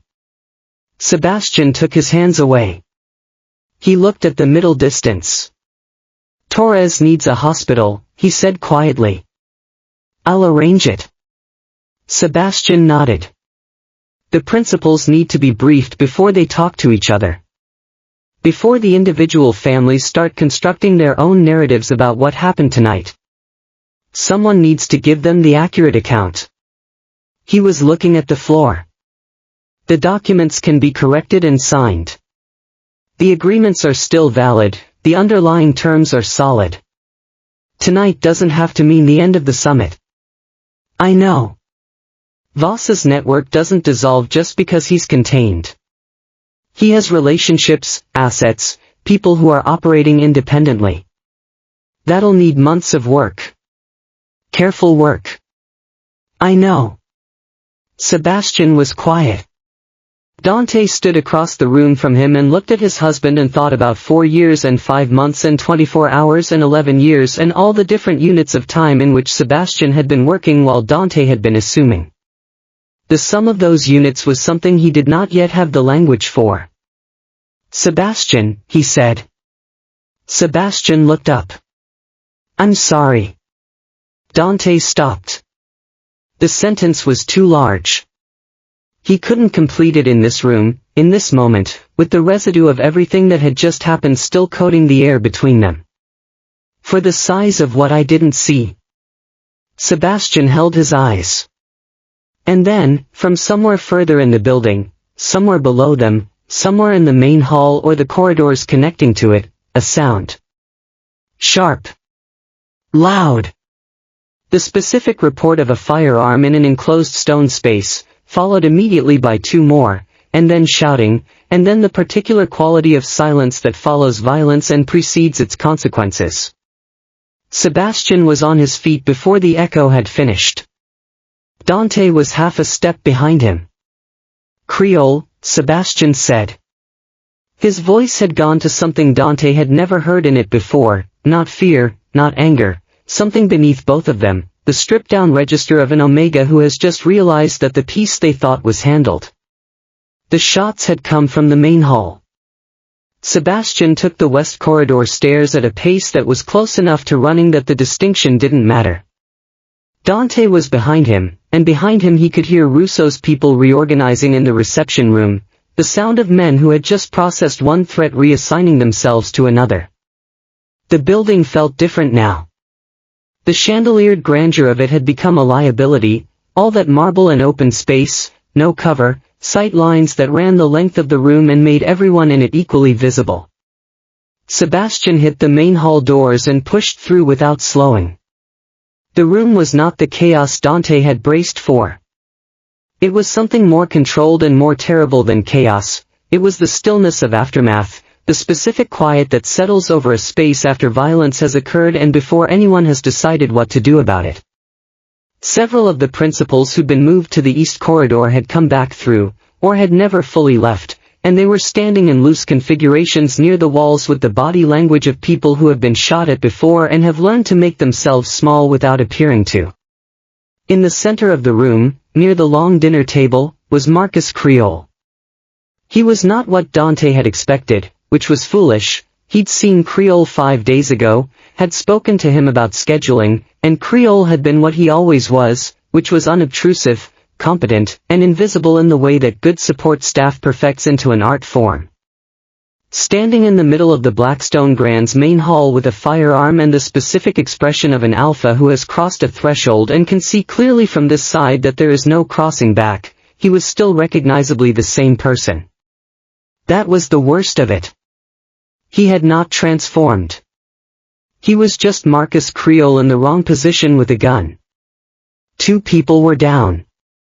One of Aguilar's men near the east corridor entrance, sitting against the wall, hand on his thigh, not critical from the look of it, but not good. And one of Sebastian's, the beta with the tablet, whose name Dante still didn't know, on the floor 20 feet from Creole, not moving. Sebastian saw the beta, and something happened in his face that was private and immediate and then gone, locked down behind the operational mask before it could become something Creole could use. Creole saw Sebastian. "I was supposed to be out of the building by 9:40, he said. His voice was the same voice, 8 years of the same voice giving the same information, managing the same schedule. The devices were supposed to clear the room. Nobody was supposed to be here. Nobody was supposed to survive. That's not, Sebastian said. He stopped. He looked at the gun in Creole's hand as if he was surprised to find it there, which meant he was either experiencing genuine dissociation or he was a better performer than Dante had ever given him credit for. That's not what Marcus. Sebastian took a step toward him. Not fast. Not threatening. The step of an Omega entering a conversation. The devices are disabled. Voss is in custody. Whatever you were supposed to do tonight, it's done. It's over. Creole looked at the gun again. He looked at the beta on the floor. He looked at Dante. I didn't, his voice broke at the edge of something. He came out of the corridor. I didn't know who. I know. Sebastian took another step. Put it down, Marcus. You've had me for 5 months. It wasn't a question. Creole's eyes came back to Sebastian with the look of an alpha assembling a picture he didn't want to see complete. You knew the whole time. Yes. Then why didn't you? Because I needed to know the full shape of it. Sebastian was closer now, 10 feet, and the room around him was completely still, 40 people holding a collective breath, nobody moving, nobody wanting to be the motion that changed the calculation. I needed Voss. Not just you. You were never the point, Marcus. You were just the channel. Something in Creole's face shifted at that, not relief, not absolution, something raw and more complicated. The expression of an alpha being told that the thing he'd been terrified of being is in fact exactly what he is, peripheral, instrumental, not even the villain of the piece he'd been living inside. He said he'd move my family, Creole said. His voice had dropped. 8 years ago, before I started. He came to me with documentation, where they lived, the schools, he stopped. I didn't have a choice. You had choices. Sebastian said it not harshly, the way you state a fact that hurts. They were all bad choices. But you had them. Creole looked at the floor. Put the gun down, Sebastian said. Your family is in Pittsburgh. They've been under protective observation for 3 weeks. Nobody has touched them, and nobody is going to touch them. He paused. I made sure of that before I moved on anything else. Because it was the first thing Voss would have used. Creole looked up at him. The gun came down.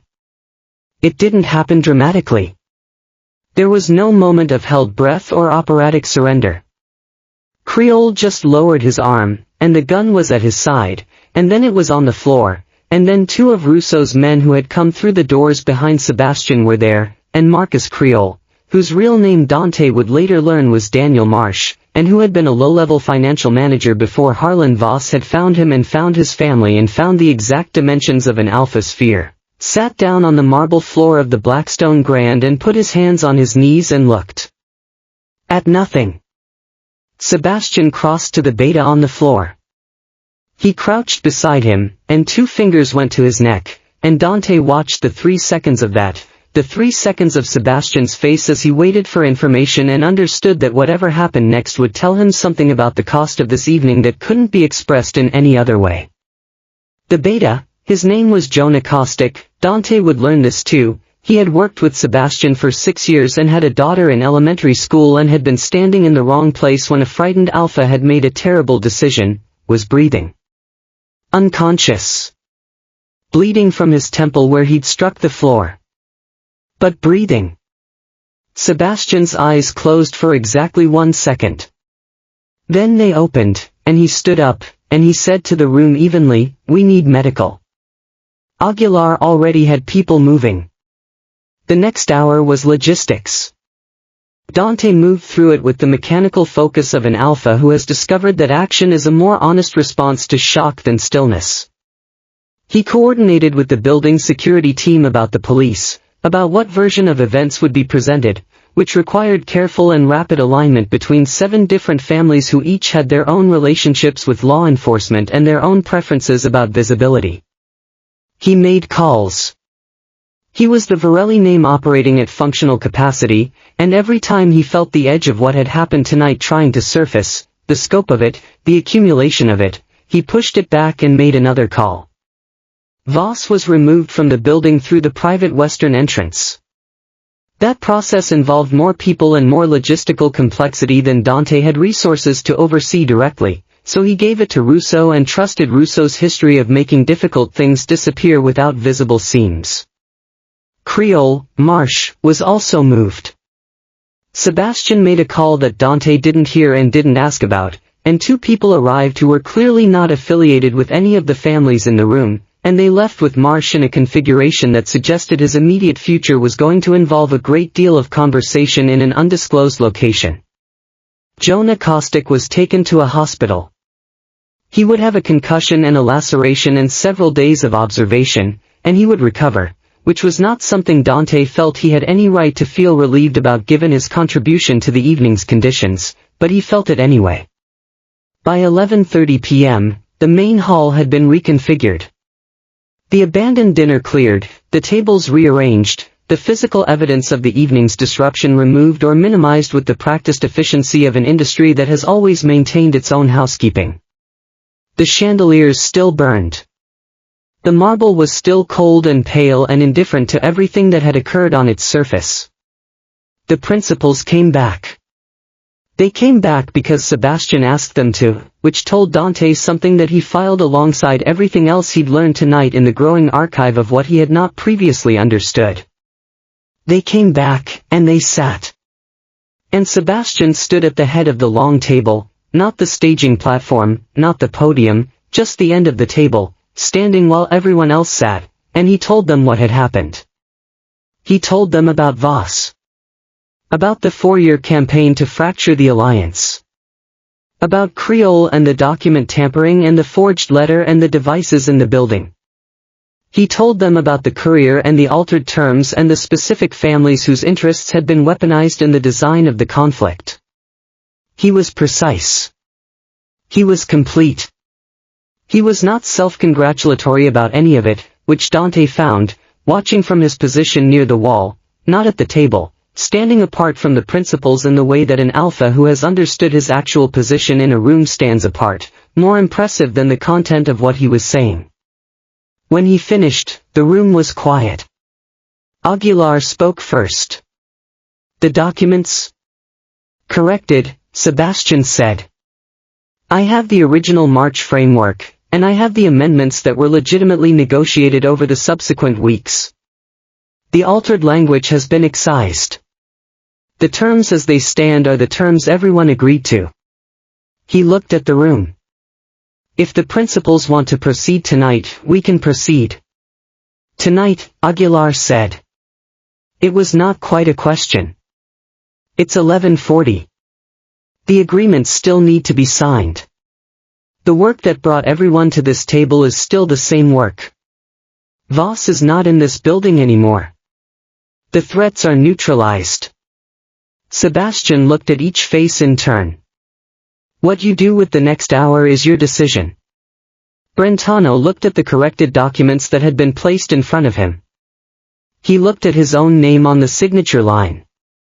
He picked up the pen. It took 22 minutes for the remaining principals to review and sign.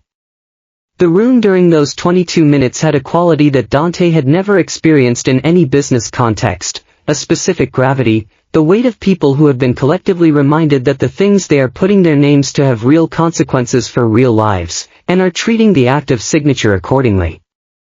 When the last page was signed, nobody cheered. Nobody toasted.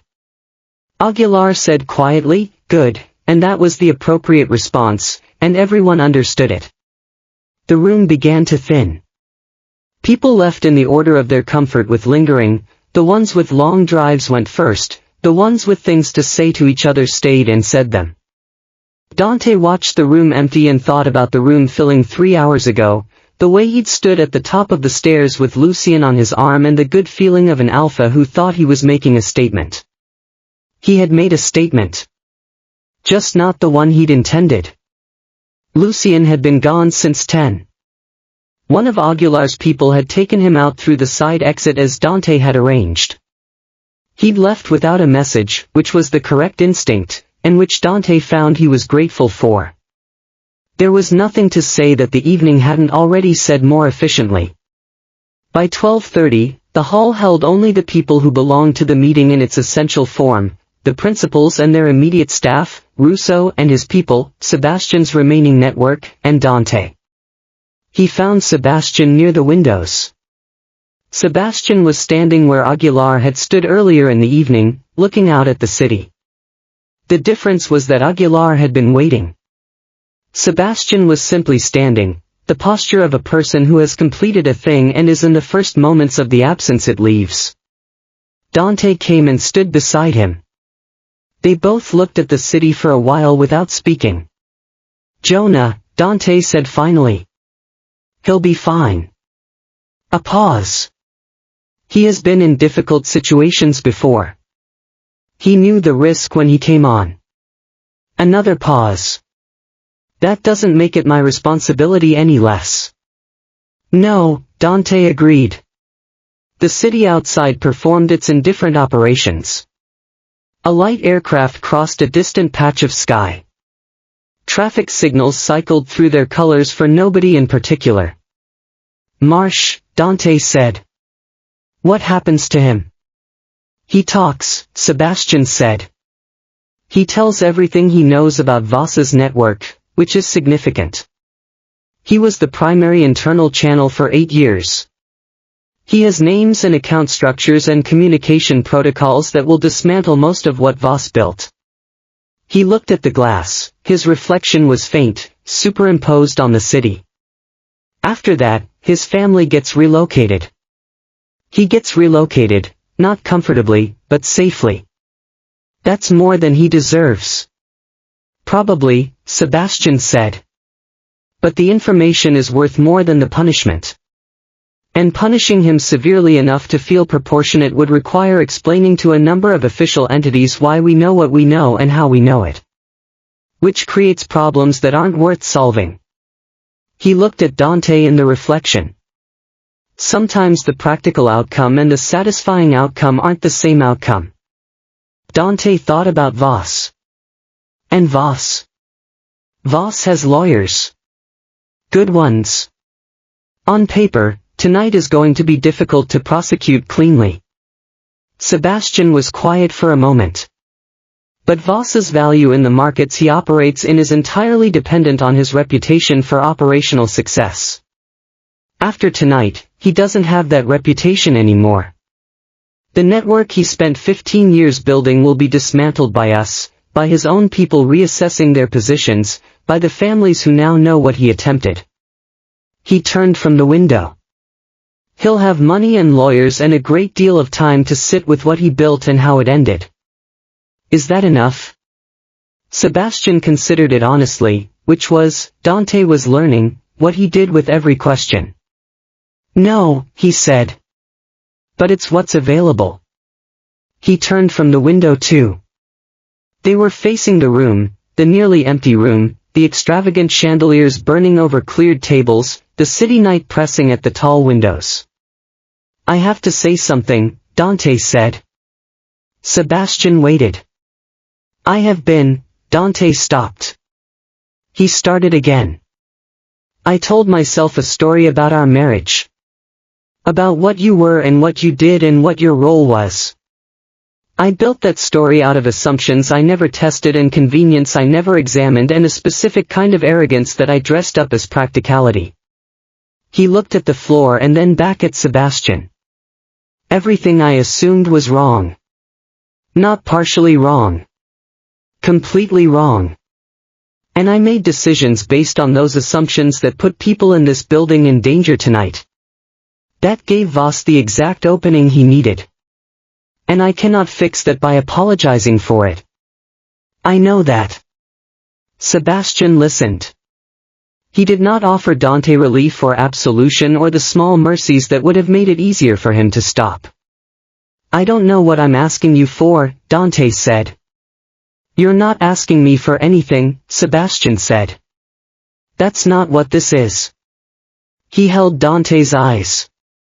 This is you saying it out loud because you need to have said it. I've been waiting for you to see it for a long time, not because I needed the validation, because it was true. And living alongside a person who can't see a true thing is, he paused. Exhausting. The word landed simply, no performance around it. I know, Dante said. You don't actually. But you're starting to. Sebastian looked at the room. That's not nothing. Dante waited because there was more, he could feel it, the shape of an ending that hadn't completed itself yet. I'm leaving the marriage, Sebastian said. Dante had known it was coming. He had known it since Sebastian walked through the door and looked at him with that flat, clear look that contained nothing left to protect or preserve. Knowing it didn't change the way it felt to hear it, which was specific and cold and deserved. Okay, Dante said. Sebastian looked at him. Whatever he'd been bracing for, argument, appeal, the machinery of a wounded ego deploying itself, he hadn't been bracing for that. Dante saw the slight recalibration. The diplomatic structure I've been maintaining, Sebastian said after a moment. I'm not dismantling it. The agreements made tonight still need to be honored and managed, and the individual relationships maintained. I've spent 10 years building that infrastructure, and it would be, he stopped. It would be irresponsible to leave it unstructured. What are you going to do with it? I'm formalizing it. A council independent of any single family. Representatives from the 7 principals. A small operational staff. Its own standing, its own legitimacy. He paused. It will be what it's always been in practice. I'm just giving it a name and a structure that doesn't require me to hold it together personally. And you? Sebastian looked at the window again, at the city, at the darkness that was beginning at its furthest eastern edge to separate itself from the sky in the first barely perceptible gradation of approaching dawn. I'm going to sleep, Sebastian said. For approximately 2 days. A pause. And then I'm going to figure out what I want to do with my time when I'm not managing everyone else's problems. It was the first thing he'd said all night that wasn't operational, and it hit Dante differently because of that, the plainness of it, the domesticity of it. Sleep. Time. The basic inventory of a person reassessing what belongs to him.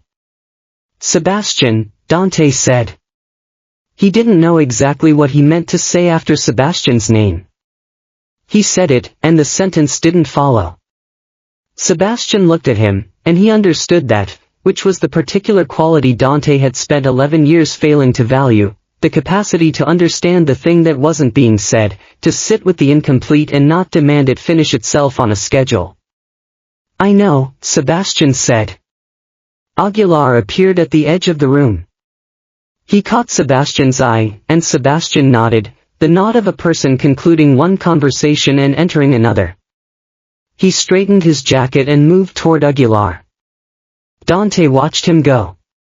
He watched him stand with Aguilar, and he watched Aguilar say something, and he watched Sebastian respond, and he watched the way Aguilar listened with the full attention of an alpha in his 70s who has survived a great deal by knowing who in a room is worth listening to.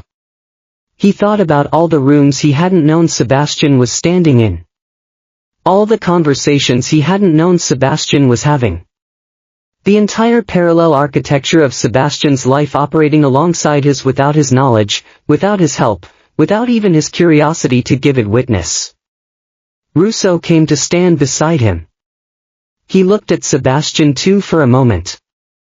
He asked us once, Rousseau said conversationally, the way men talk when they're looking at something else. 2 years ago. He asked if there was a formal mechanism by which he could present information to the principals, his own standing, not through your family's position. He paused. We told him the structure didn't accommodate that. Dante said nothing. We were wrong about that, Rousseau said. The structure accommodates whatever the people in it decide it accommodates. He turned away from the room. We were just accustomed to not having to decide. He left. The hall continued its slow emptying. The service staff came in, people who had been waiting in back rooms for the all clear, people who had no idea what had happened in the building tonight and whose job was to restore it to the neutral, expensive surface it maintained between events.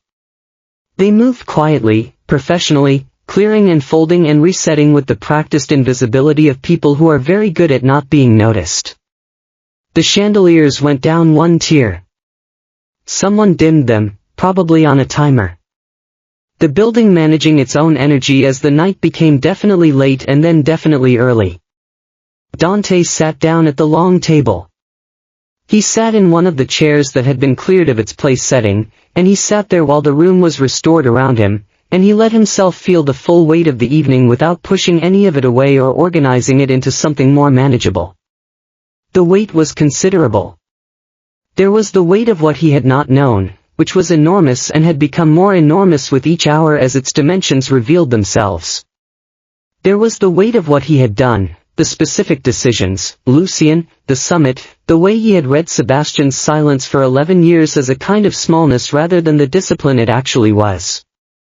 There was the weight of what had almost happened in this building and the weight of who had prevented it, and the weight of the uncomplicated fact that his name and his bloodline and the empire he had spent his adult life inhabiting had been sustained for years by an omega he had treated as peripheral.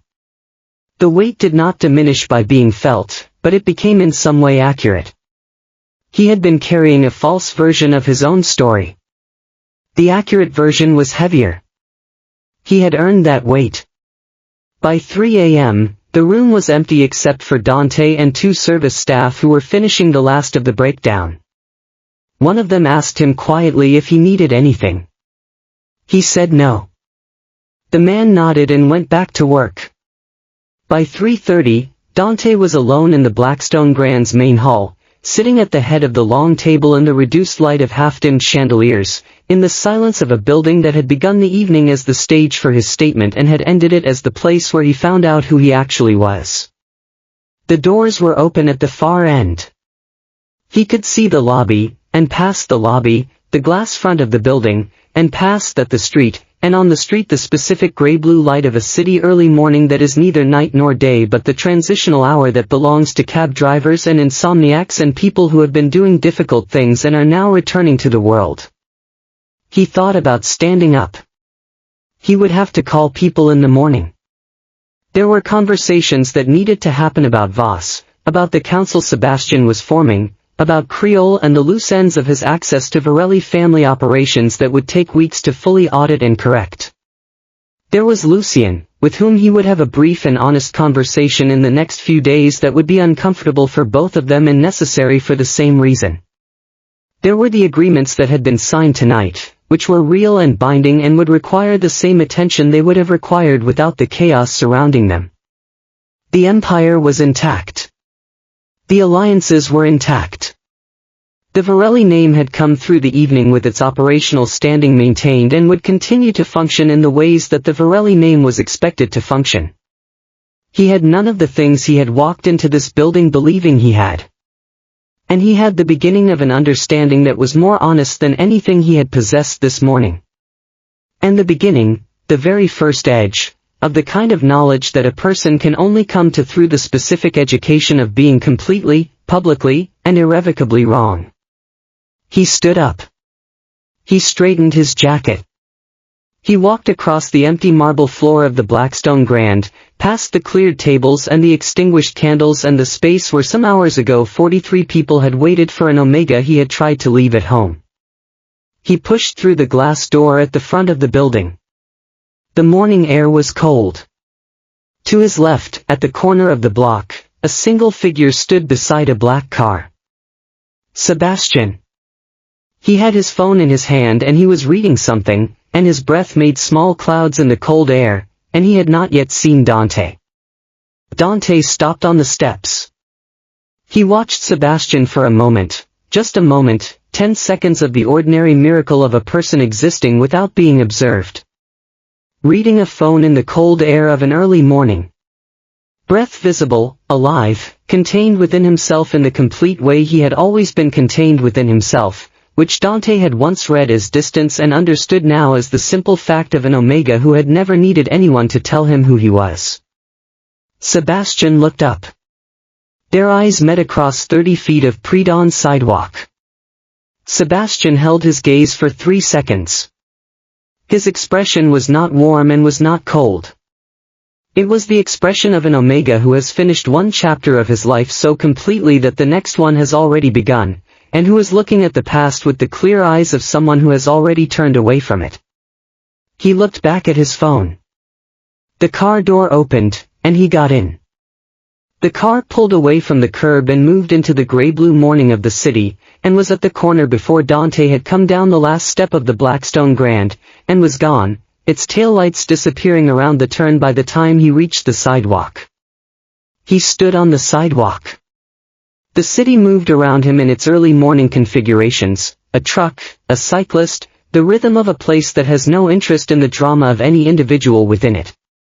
Dante Varelli stood alone in the cold with the full weight of everything he now understood and the beginning of the long work of deciding what to do with an alpha he had never been before and had to figure out how to become. The sun was coming, not yet visible, but present at the edge of everything. The sky above the buildings lightening by degrees. The darkness releasing its hold one increment at a time. The city emerging from one version of itself and becoming, as it did every morning without drama and without ceremony, the next. He put his hands in his pockets. He started walking. The end.